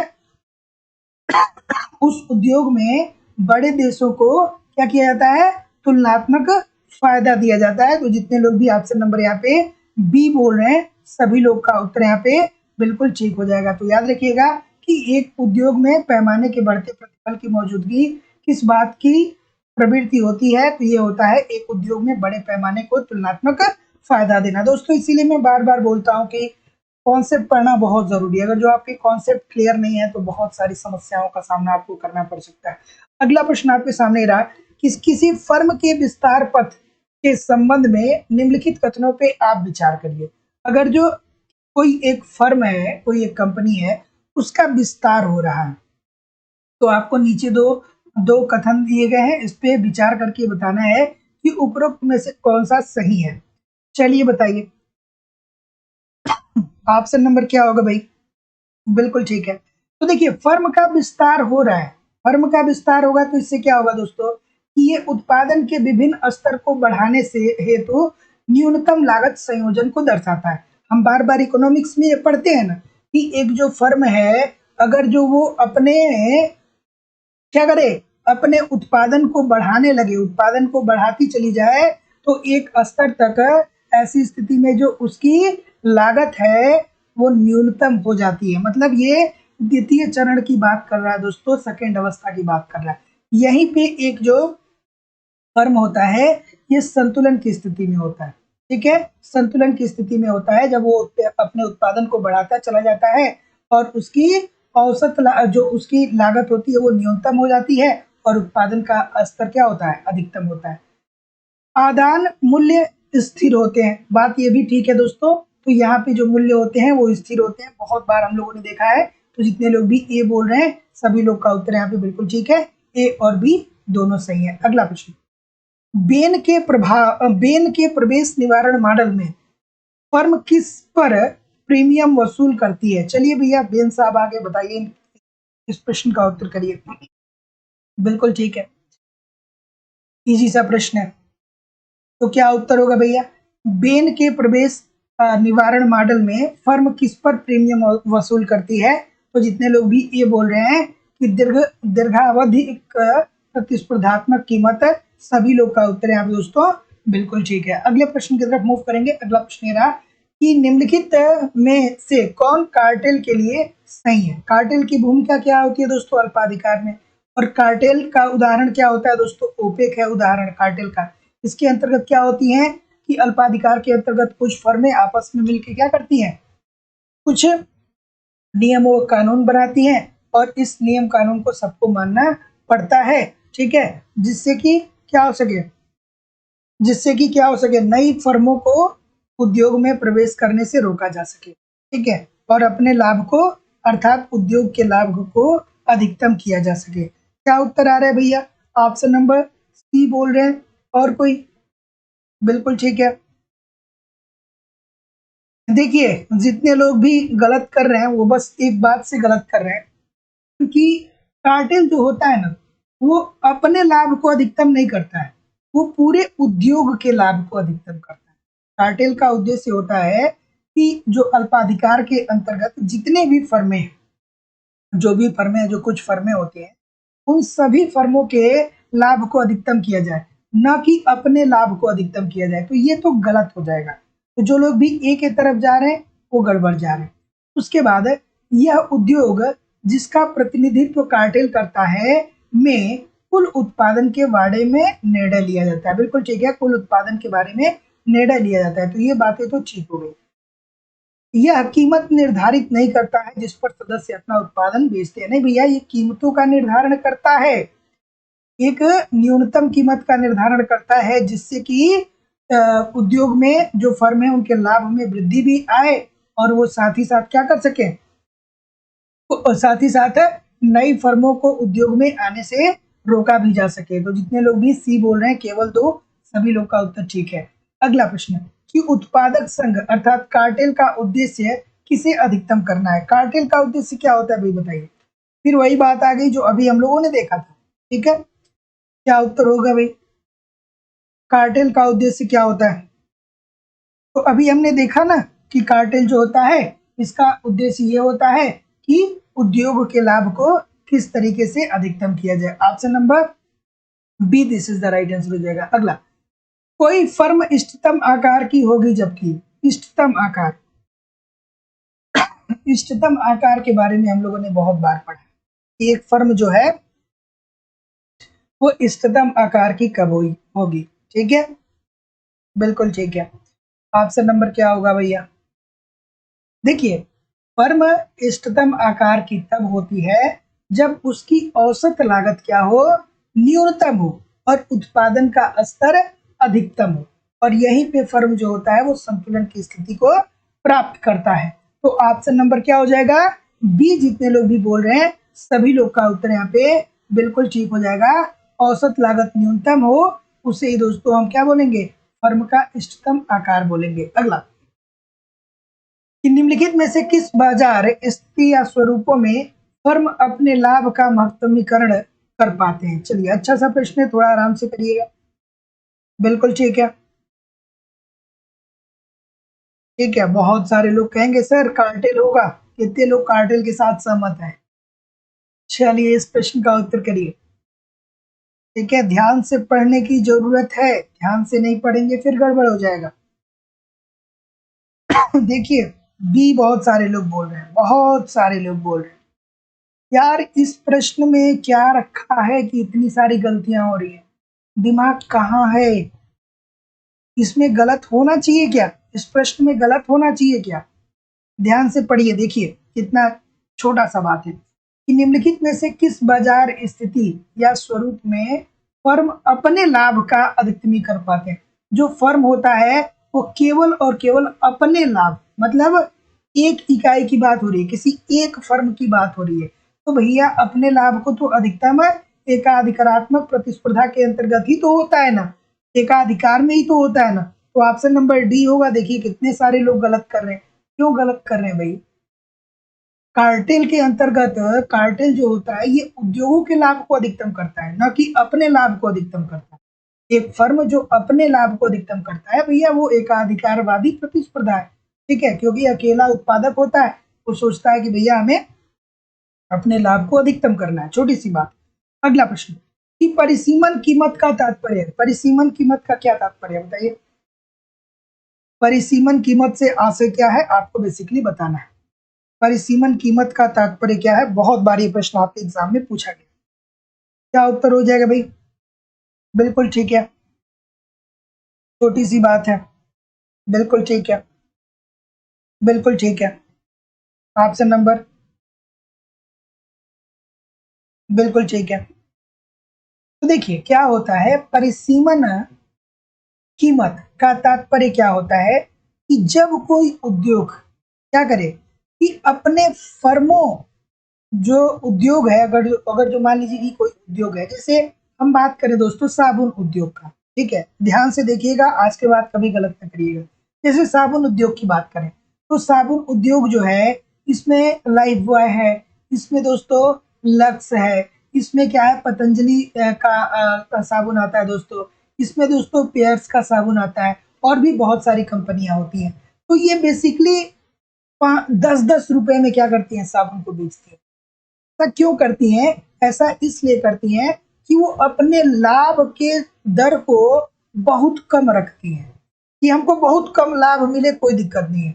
लेकिन जो नई फर्म है वो जब प्रवेश करे तो उसको क्या हो, कठिनाई हो, क्योंकि हमने ऑलरेडी अपने लाभ को इतना कम किया है कि अगर जो कोई नई फर्में आएंगी तो उसको नए नए चैलेंजेस स्वीकार करने पड़ेंगे, नए नए क्या करने पड़ेंगे दोस्तों, उसको अभी मार्केट बनाना पड़ेगा।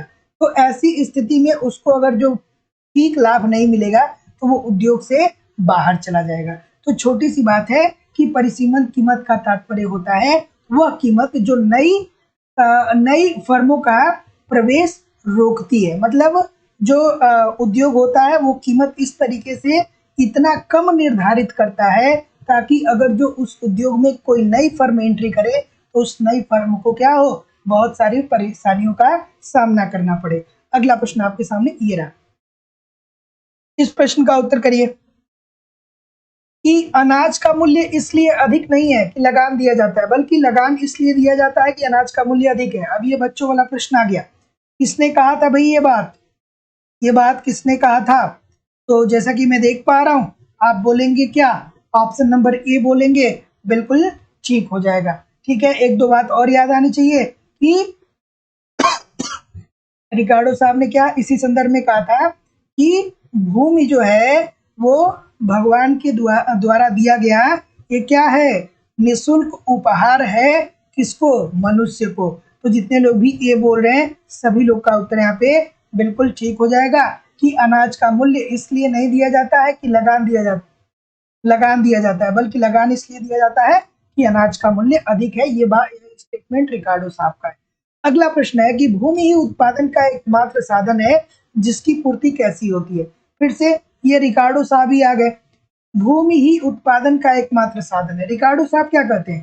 कहते हैं कि भूमि का जो प्रयोग है ना वो केवल और केवल उत्पादन के लिए किया जाता है। उत्पादन के अलावा भूमि का कोई भी उपयोग नहीं है। और इसीलिए कहते हैं कि जब जनसंख्या बढ़ेगी तो लोगों की बस्तियां बढ़ने लगेंगी और एक समय ऐसे आएगा जब कृषि योग्य भूमि अर्थव्यवस्था में बचेगा ही नहीं।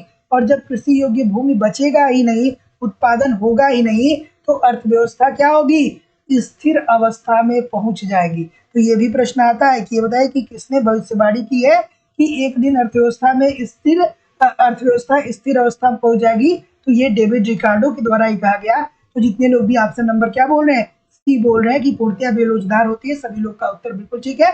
तो उन्होंने कहा कि भूमि का एकमात्र साधन है उत्पादन करना, उत्पादन करने के अलावा भूमि का और कोई कार्य नहीं होता है। तो इसलिए इसकी पूर्ति क्या होगी दोस्तों? पूर्तियां बेरोजगार होगी। अगला प्रश्न, लगान, मजदूरी एवं लाभ को आर्थिक विकास प्रक्रिया में शामिल करने वाले अर्थशास्त्री कौन है?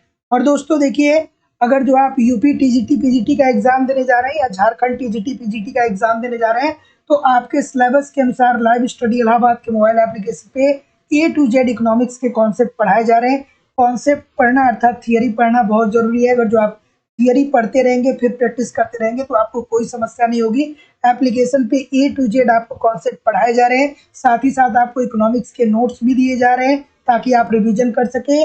आपको दोस्तों वहाँ पे बहुत सारे टेस्ट सीरीज दिए जा रहे हैं ताकि आप देख सकें कि आपकी तैयारी कैसी चल रही है, आपके एग्जाम में किस प्रकार के प्रश्न आते हैं। साथ ही साथ प्रीवियस ईयर का क्वेश्चन पेपर दिया जा रहा है। करंट भी दोस्तों मेरे द्वारा आपको कवर करवा दिया जाएगा। और झारखंड टीजीटी पीजीटी की बात करें तो वहाँ पे झारखंड स्पेशल भी करवा जाएगा। मतलब मेरे द्वारा यूपी टीजीटी पीजीटी और झारखंड टीजीटी पीजीटी का अलग अलग बैच चल रहा है और आपके आवश्यकता की सभी चीजें वहाँ पे प्रोवाइड कराई जा रही हैं। कहीं भी इधर उधर से कुछ भी आपको कलेक्ट करने की जरूरत नहीं पड़ेगी। बस इत्मीनान से एप्लीकेशन पे मेरे द्वारा जो भी दिया जा रहा है उसको पढ़ते रहिए, यूट्यूब पे प्रैक्टिस करते रहिए। आपको कहीं भी इधर उधर से कुछ कलेक्ट करने की जरूरत नहीं पड़ेगी। एडमिशन ओपन है, एडमिशन की फीस 2000 रुपया दोस्तों। तो 2000 रुपया आपको इस नंबर पे पेमेंट करना होगा, गूगल पे, फोन पे या पेटीएम के माध्यम से।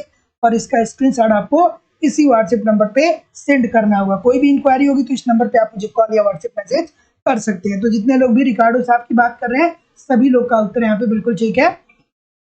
तो लगान, मजदूरी एवं लाभ को आर्थिक विकास प्रक्रिया में शामिल करने वाले अर्थशास्त्री जो हैं वो है कौन? डेविड रिकार्डो साहब। अगला प्रश्न कि मजदूरी का सुनहरा सिद्धांत कहलाता है। मजदूरी का सुनहरा सिद्धांत क्या कहलाता है? चलिए बताइए इस प्रश्न का उत्तर। मजदूरी का सुनहरा सिद्धांत, ठीक है। यहाँ पे देखिए दोस्तों गलतियां होती हैं, बहुत सारी गलतियां होती हैं। लोग पढ़ते तो हैं लेकिन कंफ्यूजन की स्थिति होती है, एक ऑप्शन नंबर सी में और ये एक ऑप्शन नंबर ए, ठीक है। देखिए कुछ लोग सी बता भी रहे देखिए कुछ लोग सी बता रहे हैं। तो देखिए ये जो मजदूरी का सुनहरा सिद्धांत है ना भैया, ये है जीवन स्तर सिद्धांत से। और जीवन एप्लीकेशन पे ये बात मैंने बहुत सविस्तार से पढ़ाया है। और जीवन स्तर सिद्धांत क्या होता है कि इसके अंतर्गत मजदूरों को इतनी मजदूरी दी जाती है कि जिस प्रकार की वो लाइफ स्टाइल जी रहे हैं उस प्रकार की लाइफ स्टाइल वो कैरी ऑन कर सके, मतलब जीते रहे, ठीक है। अगर जो उनको इतना आप मजदूरी दीजिए कि जिस प्रकार की जीवन शैली उनकी है उस तरीके की उसी प्रकार की उनकी जीवन शैली बनी रहे। और अगला जो यहाँ पे कंफ्यूजन हो रहा है, जीवन निर्वाह सिद्धांत, इसके अंतर्गत एक श्रमिकों को उतनी मजदूरी दी जाती है ताकि वो क्या कर सके कि अपने जीवन जीने के लिए मूलभूत आवश्यकताओं की पूर्ति कर सके। थोड़ा थोड़ा अंतर है, ध्यान रखिएगा, ठीक है। अगला प्रश्न, मजदूरी को सिद्धांत के प्रतिपादक कौन है? मजदूरी को सिद्धांत के प्रतिपादक कौन है? मजदूरी को सिद्धांत के रूप में दोस्तों दो अर्थशास्त्री आते हैं। ये लोग क्या कहते हैं कि मजदूरों को मजदूरी देने के लिए आप एक अलग कोष का निर्माण करिए और इसी कोष में से आप श्रमिकों को क्या दीजिए, वेतन दीजिए, अर्थात मजदूरी दीजिए। ठीक है, इस कोष के अलावा और कहीं से आप वेतन ना दीजिए। तो क्या उत्तर होगा भाई? एडम स्मिथ जितने लोग भी बोलेंगे सभी लोग का उत्तर यहाँ पे बिल्कुल ठीक है। तो मजदूरी कोष सिद्धांत का प्रतिपादन किसने किया भैया? एडम स्मिथ साहब के द्वारा किया गया। इसको विकसित करने का श्रेय किसको जाता है? आप मुझे कमेंट करके जरूर बताइए कि मजदूरी कोष सिद्धांत को विकसित करने का श्रेय किस अर्थशास्त्री को जाता है। ठीक है, विकसित जो किया था वो जेएस मिल ने किया था। ठीक है, याद रखिएगा कि मजदूरी कोष सिद्धांत की सर्वप्रथम बात किसने की थी? एडम स्मिथ ने, और बाद में चल करके इसको विकसित किया था जेएस मिल ने। कहा था कि मजदूरों को मजदूरी देने के लिए एक अलग कोष आप रखिए और उसी कोष में से आप क्या करिए, उनको मजदूरी दीजिए। अगला प्रश्न आपके सामने ये रहा कि एक श्रमिक की वास्तविक मजदूरी का माप क्या होगा? एक जो श्रमिक है उसकी वास्तविक मजदूरी को आप कैसे मापेंगे, बताइए मुझे। एक श्रमिक के वास्तविक मजदूरी को आप कैसे मापेंगे? चलिए बिल्कुल ठीक है, क्या उत्तर होगा भाई? ऑप्शन नंबर बिल्कुल ठीक है। देखिए, मजदूरी जब आपको मिलती है, जब आपको वेतन मिलता है, तो उसमें से ऐसा भी होता है कि आपको वेतन मिलता है तो कुछ कट जाता है। ठीक है, जो आपको सुविधाएं देती हैं, कुछ बीमा के रूप में कट जाता है, कुछ टैक्स के रूप में कट जाता है। तो भैया ये क्या करेंगे कि देखने में तो लगेगा कि आपके पास क्या है, आपको वेतन कुछ और मिल रहा है। वास्तव में मान लीजिए कि आपको वेतन अगर जो 50,000 रुपये मिल रहा है, ठीक है, ऑफिशियली तौर पे, तो आपके खाते में आते आते वो बचता है 45,000 या 40,000। ठीक है, तो वो वास्तविक वेतन नहीं हुआ आपका। वास्तविक वेतन आपका क्या हुआ? जो पैसा आपके हाथ में आए। ठीक है, और अगर जो पैसा आपके हाथ में आएगा वो क्या करेगा? आपकी क्रय शक्ति के द्वारा, आपकी क्रय शक्ति को प्रदर्शित करेगा। तो एक श्रमिक की वास्तविक मजदूरी का माप क्या होगा? उसकी आय की क्रय शक्ति। वास्तविक मजदूरी वो होगी कि एक जो श्रमिक है वो कैसा क्रय कर रहा है, कितना क्रय कर रहा है। ठीक है, अगला सही कथन बताइए। सही कथन क्या है आपको बताना है। चलिए ठीक है, सही कथन बताइए।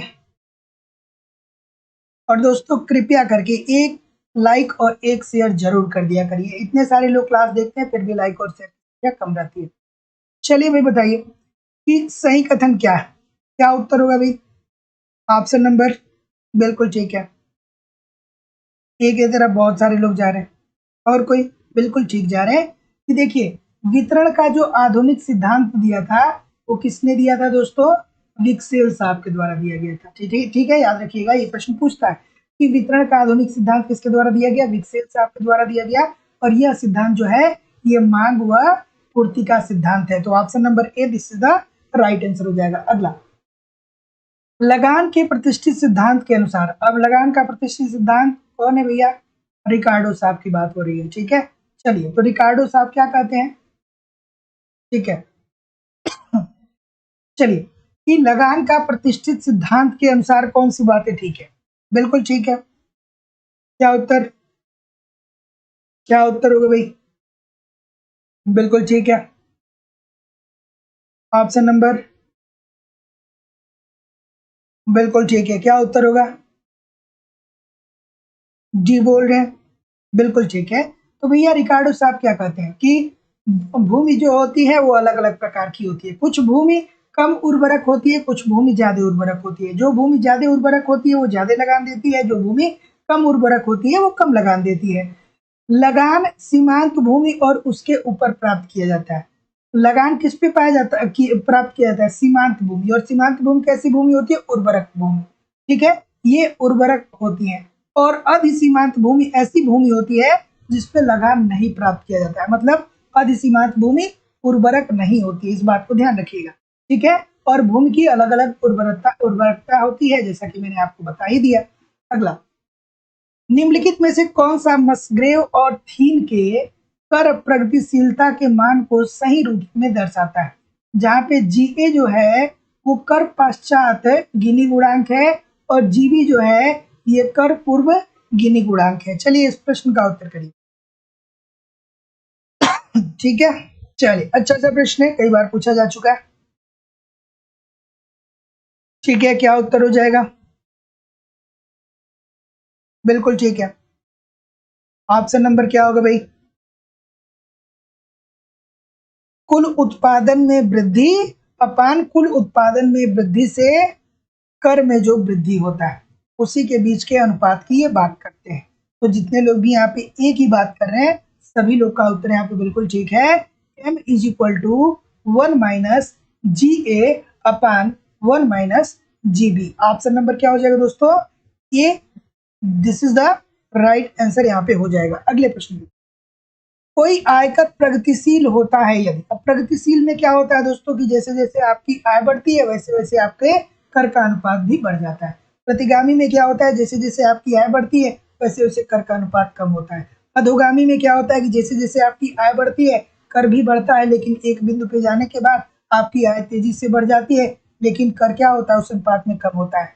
और अनुपातिक कर क्या होता है कि एक समान वर्ग पे समान रूप से टैक्स लगाया जाता है। ये 4 कर आपसे पूछे जाते हैं, लेकिन यहाँ पे जो प्रश्न है वो थोड़ा सा अलग तरीके से पूछा है। तो चलिए बताइए इस प्रश्न का उत्तर। तो जैसा कि मैं देख पा रहा हूँ सी बोल रहे हैं ना, तो जितने लोग भी सी बोल रहे हैं कि कोई आयकर प्रगतिशील होगा यदि कर की सीमांत दर कर की औसत दर से क्या हो जाएगा दोस्तों?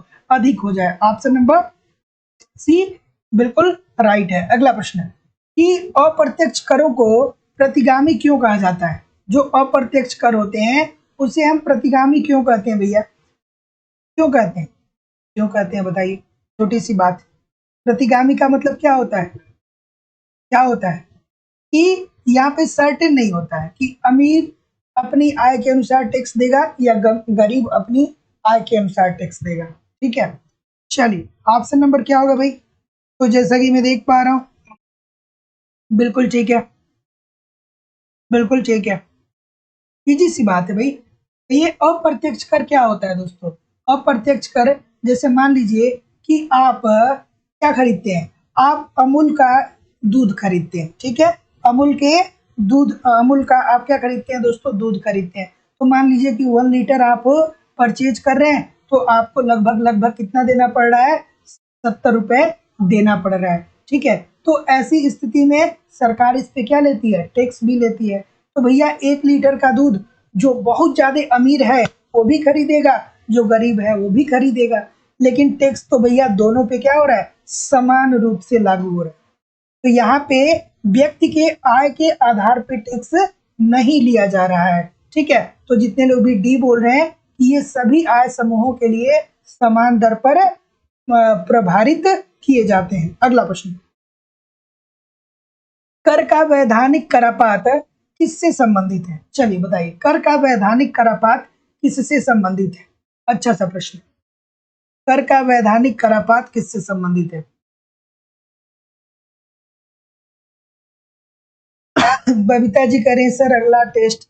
देखिए मैं टेस्ट में थोड़ा सा डिले इसलिए कर रहा हूँ कि अभी 5 टेस्ट मैंने दिया और फिर मैं ये सोच रहा हूँ कि थोड़ा आप अपनी तैयारी को बढ़ाते रहिए। मैं अगर जो 10 टेस्ट एक ही दिन में दे दूंगा ना तो फिर उस 10 टेस्ट को निरर्थक साबित हो जाएगा।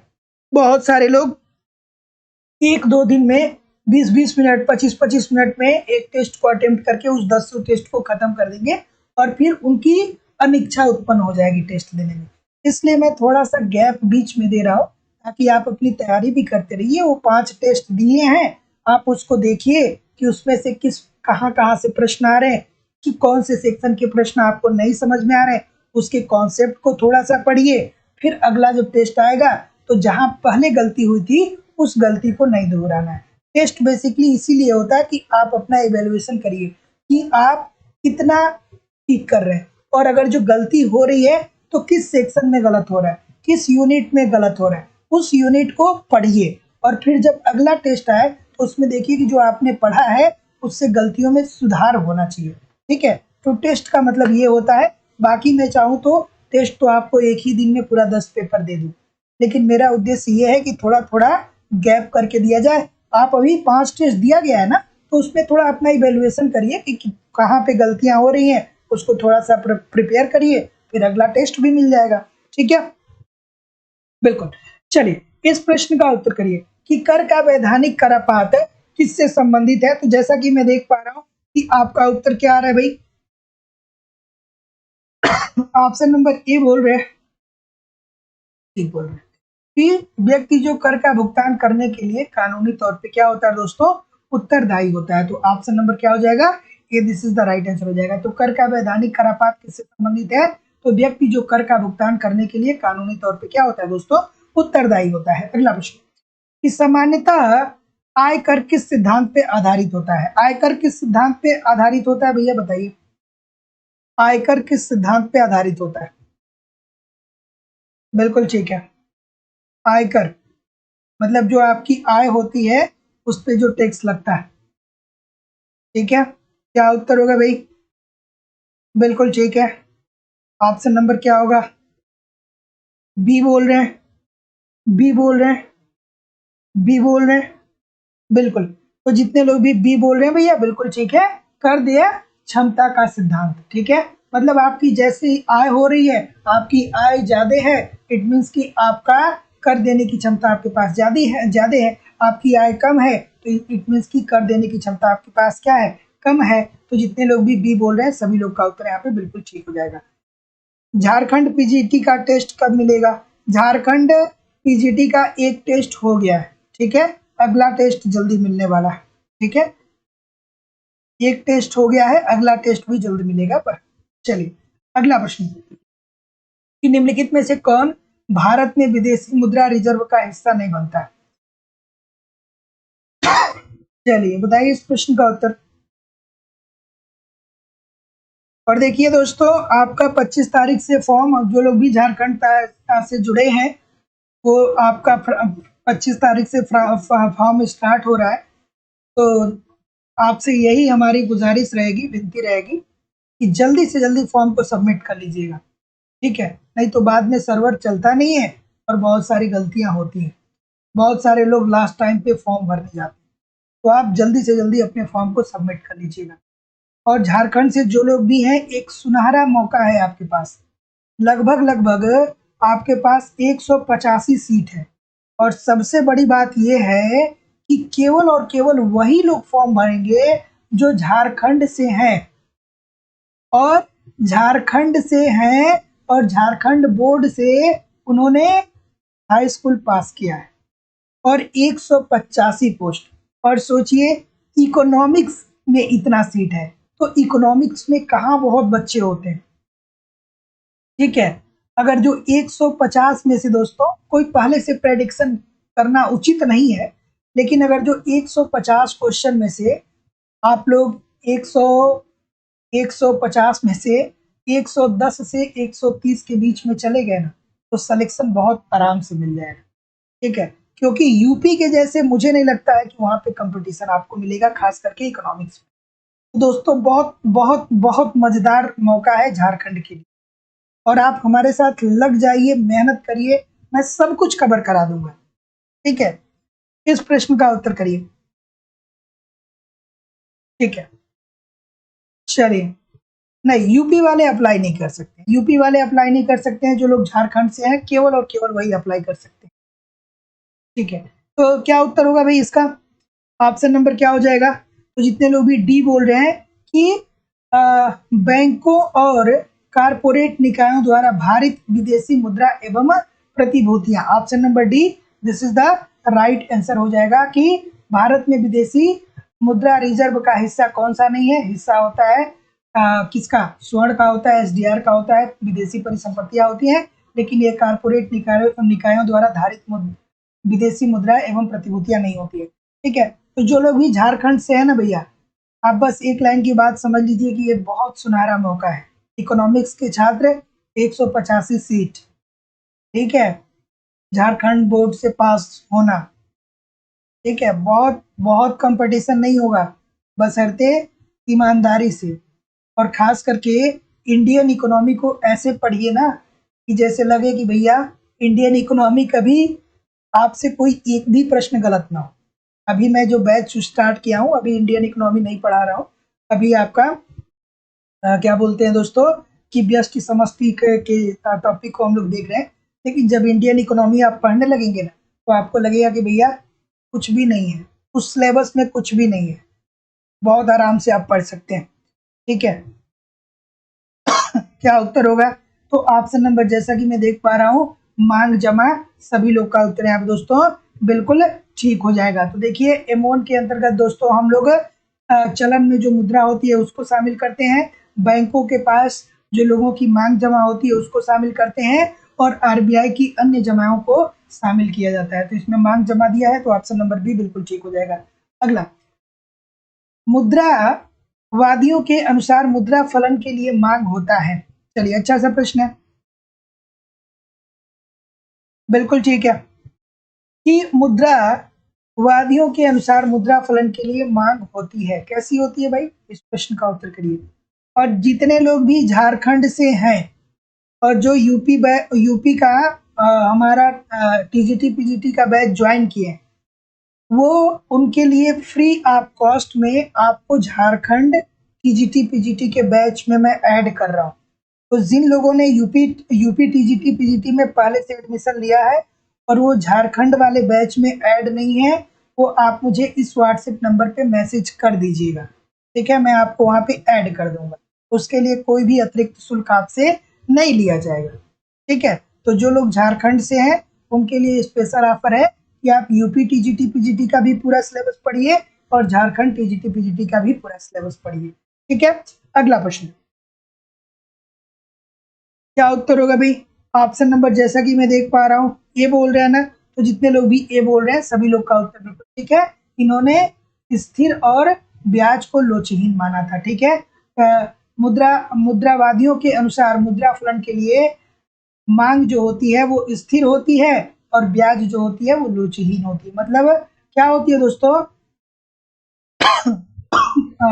जो मांग होगी वो स्थिर होगी और जो ब्याज होगी वो परिवर्तनशील होगी, ठीक है, अर्थात लोचहीन होगी, मतलब परिवर्तनशील, ठीक है।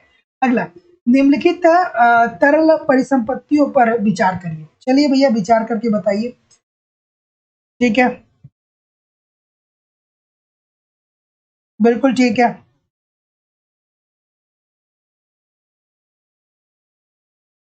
ठीक है, इस प्रश्न का उत्तर करिए। बिल्कुल ठीक है, क्या उत्तर होगा भाई? ऑप्शन नंबर क्या बोल रहे हैं? सी बोल रहे हैं। तो जितने लोग भी सी बोल रहे हैं सभी लोग का उत्तर बिल्कुल ठीक है। तरल परिसंपत्तियों पे आपको विचार करके इसे आरोही क्रम में आपको दोस्तों लगाना है, ठीक है। तो सबसे पहले बैंकों में सावधि जमा आता है, कहाँ दिया गया है? तीसरे नंबर पे, अच्छा दूसरे नंबर पे बैंकों में सावधि जमा पहले नंबर पे आता है। उसके बाद आता है दोस्तों बैंकों में बचत जमा, उसके बाद आता है बैंकों में मांग जमा, फिर आता है दोस्तों मुद्रा, ठीक है। तो क्या उत्तर आ रहा है? ऑप्शन नंबर सी आ रहा है ना। जितने लोग भी सी बोल रहे हैं सभी लोग का उत्तर यहाँ पे बिल्कुल ठीक हो जाएगा। ये आरोही क्रम की बात कर रहा है। अगला, निकट मुद्रा की सही परिभाषा क्या है? चलिए, निकट मुद्रा की सही परिभाषा आपको बेसिकली बताना है कि निकट मुद्रा की सही परिभाषा क्या होती है, ठीक है, बिल्कुल ठीक है। ऑप्शन नंबर क्या होगा? निकट मुद्रा की सही परिभाषा क्या होती है? तो जितने लोग भी डी बोल रहे हैं सभी लोग का उत्तर है कि परिसंपत्ति जो मूल्य संचय का कार्य पूरा करता है तथा जिसे अल्प सूचना पर विनिमय के साधन में रूपांतरित किया जा सकता है। Option number D according to the question this is the right answer हो जाएगा। तो याद रखिएगा कि निकट मुद्रा की सही परिभाषा है परिसंपत्ति जो मूल्य संचय का कार्य क्या करता है, पूरा करता है तथा जिसे अल्प सूचना पर विनिमय के साधन में रूपांतरित किया जा सकता है। अगला प्रश्न थोड़ा जल्दी करेंगे क्योंकि 9 बजे से क्वालिटी की भी क्लास है। अगला, निम्नलिखित में से किसे आमतौर पे मुद्रा आपूर्ति का सकल मौद्रिक माप कहा जाता है? मुद्रा आपूर्ति का सकल मौद्रिक माप मतलब सकल मौद्रिक माप की बात कर रहा है, अर्थात विस्तृत मुद्रा की बात कर रहा है। विस्तृत मुद्रा क्या होती है? M3 होती है। M0 क्या होता है? आरक्षित मुद्रा होता है। M1 क्या होता है? संकीर्ण मुद्रा होता है। ये आपके दिमाग पे होना चाहिए। M1 को संकीर्ण मुद्रा या नैरो मनी कहा जाता है, M0 को आरक्षित मुद्रा कहा जाता है, विस्तृत मुद्रा या सकल मौद्रिक माप के रूप में M3 को व्यक्त किया जाता है। अगला, निम्नलिखित में से कौन यह मानता है कि मुद्रा का वेग स्थिर है? मुद्रा के वेग अर्थात V को किन अर्थशास्त्रियों ने माना है कि ये स्थिर होता है? चलिए भाई बताइए क्या उत्तर होगा। तो V को किसने स्थिर माना है? चलिए कमेंट करके बताइए। कि निम्नलिखित में से कौन यह मानता है कि मुद्रा का वेग जो होता है वो स्थिर होता है? तो जैसा कि मैं देख पा रहा हूँ आपका उत्तर डी आ रहा है। ये क्लासिकल अर्थशास्त्री थे, इनका मानना था, और जो मुद्रावादी थे इनका मानना था। तो जितने लोग भी जी की बात कर रहे हैं सभी लोग का उत्तर ठीक है। अगला, निम्नलिखित पर आपको विचार करना है और बताना है कि मुद्रावाद में मुद्रा की आपूर्ति उपरोक्त में से किसका निर्धारण करती है? मुद्रा की आपूर्ति उपरोक्त में से किसका निर्धारण करती है, आपको बेसिकली बताना है। चलिए भाई भाई बताइए। बिल्कुल ठीक है। ऑप्शन नंबर क्या होगा? बिल्कुल ठीक है। तो जितने लोग भी बी बोल रहे हैं अर्थात मौद्रिक सकल घरेलू उत्पाद और कीमत स्तर, सभी लोग का उत्तर बिल्कुल ठीक है। ब्याज दर मुद्रा के में पूर्ति की सॉरी मुद्रावाद में मुद्रा की आपूर्ति को निर्धारित नहीं करता है, तो ये वाला गलत हो जाएगा, बाकी दो सही है। अगला, कि किस देश ने विश्व में सर्वप्रथम कागजी मुद्रा का प्रचलन आरंभ किया? कागजी मुद्रा का प्रचलन किस देश ने सर्वप्रथम आरंभ किया? तो दोस्तों ये किया था स्वीडन ने। कब किया था दोस्तों? कब किया था? 1661 में किया था। अगला, परंपरागत समष्टि प्रणाली में धन की प्रमात्रा में वृद्धि के परिणाम स्वरूप क्या परिवर्तन होगा? चलिए बताइए। बिल्कुल ठीक है। परंपरावादी समष्टि प्रणाली में धन की प्रमात्रा में अगर जो वृद्धि होगा तो इसके परिणाम स्वरूप क्या परिवर्तित होगा? बिल्कुल ठीक है। तो जैसा कि मैं देख पा रहा हूँ कि आप बोल रहे हैं कि मूल्य स्तर में वृद्धि आएगी, बिल्कुल ठीक है, और साथ साथ उत्पादन स्तर में कोई बदलाव नहीं, और रोजगार में भी क्या होगा दोस्तों? कोई बदलाव नहीं आएगा। तो ऑप्शन नंबर डी जितने लोग भी कर रहे हैं सभी लोग का उत्तर ठीक है। अगला प्रश्न है कि समग्र आपूर्ति अनुसूची धनात्मक रूप से ढलवा है यदि अन्य सब बातें पूर्ववत रहती हैं तो नाम मात्र मुद्रा आपूर्ति में सतत सतत वृद्धि का परिणाम क्या होता है? चलिए थोड़ा आराम से करिएगा इस प्रश्न का उत्तर, ठीक है। तो जितने लोग भी क्या बोलेंगे इसका उत्तर, थोड़ा जल्दी ही करते हैं, ठीक है, क्योंकि क्लास स्टार्ट होने वाली है अगली, ठीक है। तो जितने लोग भी सी बोल रहे हैं कीमत स्तर और वास्तविक उत्पादन में वृद्धि होगा, सभी लोग का उत्तर यहाँ पे बिल्कुल ठीक हो जाएगा। तो याद रखिएगा समग्र आपूर्ति अनुसूची धनात्मक रूप से ढलवा है यदि अन्य सब बातें पूर्ववत रहती हैं तो नाममात्र मुद्रा आपूर्ति में सतत वृद्धि का परिणाम होता है। कीमत स्तर और वास्तविक उत्पादन में क्या होता है दोस्तों? वृद्धि देखने को मिलता है, ठीक है।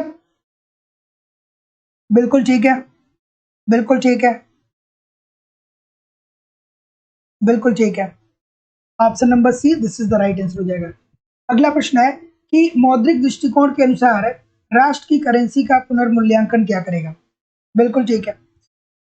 राष्ट्र की करेंसी का पुनर्मूल्यांकन करे तो क्या होगा? बिल्कुल ठीक है। ये भी इजी सा प्रश्न है। अगर जो राष्ट्र की करेंसी का हम पुनर्मूल्यांकन करेंगे तो मुद्रा के लिए राष्ट्र की मांग को क्या कर देगा दोस्तों? ये कम कर देता है। Option number C according to the question this is the right answer हो जाएगा। अगला, कि उच्च क्षमता मुद्रा है। उच्च क्षमता मुद्रा किसे बोलते हैं? बहुत बार हम लोगों ने देखा है दोस्तों। इसके अंतर्गत क्या होता है दोस्तों? जो जनता के पास करेंसी होती है एवं जो बैंकों के पास नगद रिजर्व होता है, इसी को तो हम उच्च क्षमता मुद्रा के अंतर्गत शामिल करते हैं। तो ऑप्शन नंबर डी जितने लोग भी बोल रहे हैं सभी लोग का उत्तर बिल्कुल ठीक है। दोस्तों कहीं भी जाइएगा नहीं, कमेंट करके बताइए कितने प्रतिशत प्रश्न आपके सही हुए।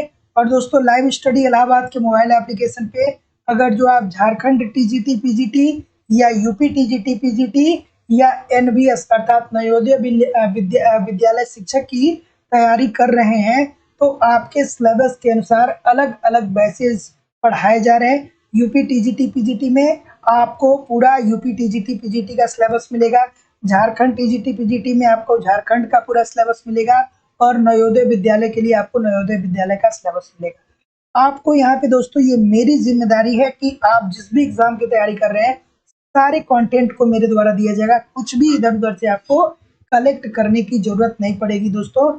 यहाँ पे आपको ए टू जेड इकोनॉमिक्स के सारे कॉन्सेप्ट पढ़ाए जा रहे हैं सिंपल सटीक साधारण भाषा में। साथ ही साथ दोस्तों आपको यहाँ पे इकोनॉमिक्स के सभी नोट्स प्रोवाइड किए जा रहे हैं, ठीक है, ताकि बार बार आप उसको रिवीजन कर सकें।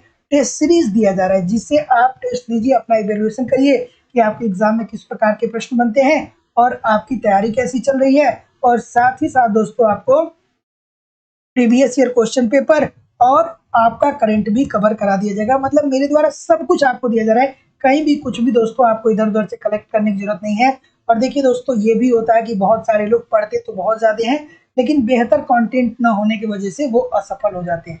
तो पढ़ना क्या है एग्ज़ाम के टाइम, ये बहुत ज़रूरी है। मेरे द्वारा सारी चीज़ें आपको दी जा रही हैं। असिस्टेंट प्रोफेसर की भी प्रैक्टिस क्लास उपलब्ध है, टेस्ट सीरीज उपलब्ध है और यूजीसी नेट का भी टेस्ट सीरीज उपलब्ध है। तो दोस्तों, आपको अगर जो एडमिशन लेना है तो यथाशीघ्र आप एडमिशन लेकर के अपनी तैयारी को आगे बढ़ाइए।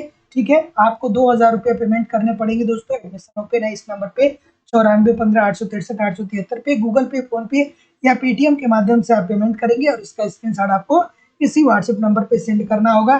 कोई भी इंक्वायरी होगी तो इस नंबर पे आप मुझे कॉल कर सकते हैं या व्हाट्सएप मैसेज कर सकते हैं। अगर जो दोस्तों आपको इकोनॉमिक्स का नोट्स चाहिए लाइफ टाइम की वैलिडिटी के साथ, इकोनॉमिक्स का नोट्स भी उपलब्ध है, टेस्ट सीरीज भी उपलब्ध है, ठीक है, और प्रीवियस ईयर के क्वेश्चन पेपर भी उपलब्ध है। तो कोई भी इंक्वायरी करनी हो तो ये जो नीचे नंबर आ रहा है इस नंबर पे आप मुझे क्या कर सकते हैं, कॉल कर सकते हैं या व्हाट्सएप मैसेज कर सकते हैं।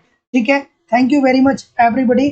अब हम लोग मिलेंगे कल शाम को 7 बजे और एप्लीकेशन पे कल दोपहर में 1 बजे। ठीक है, thank you very much everybody. थोड़ा सा आज आप लोग के कमेंट को मैं पढ़ नहीं पाऊंगा, ठीक है, क्योंकि नेक्स्ट क्लास प्रारंभ होने वाली है। चलिए मिलते हैं कल शाम को 7 बजे। नमस्कार, धन्यवाद।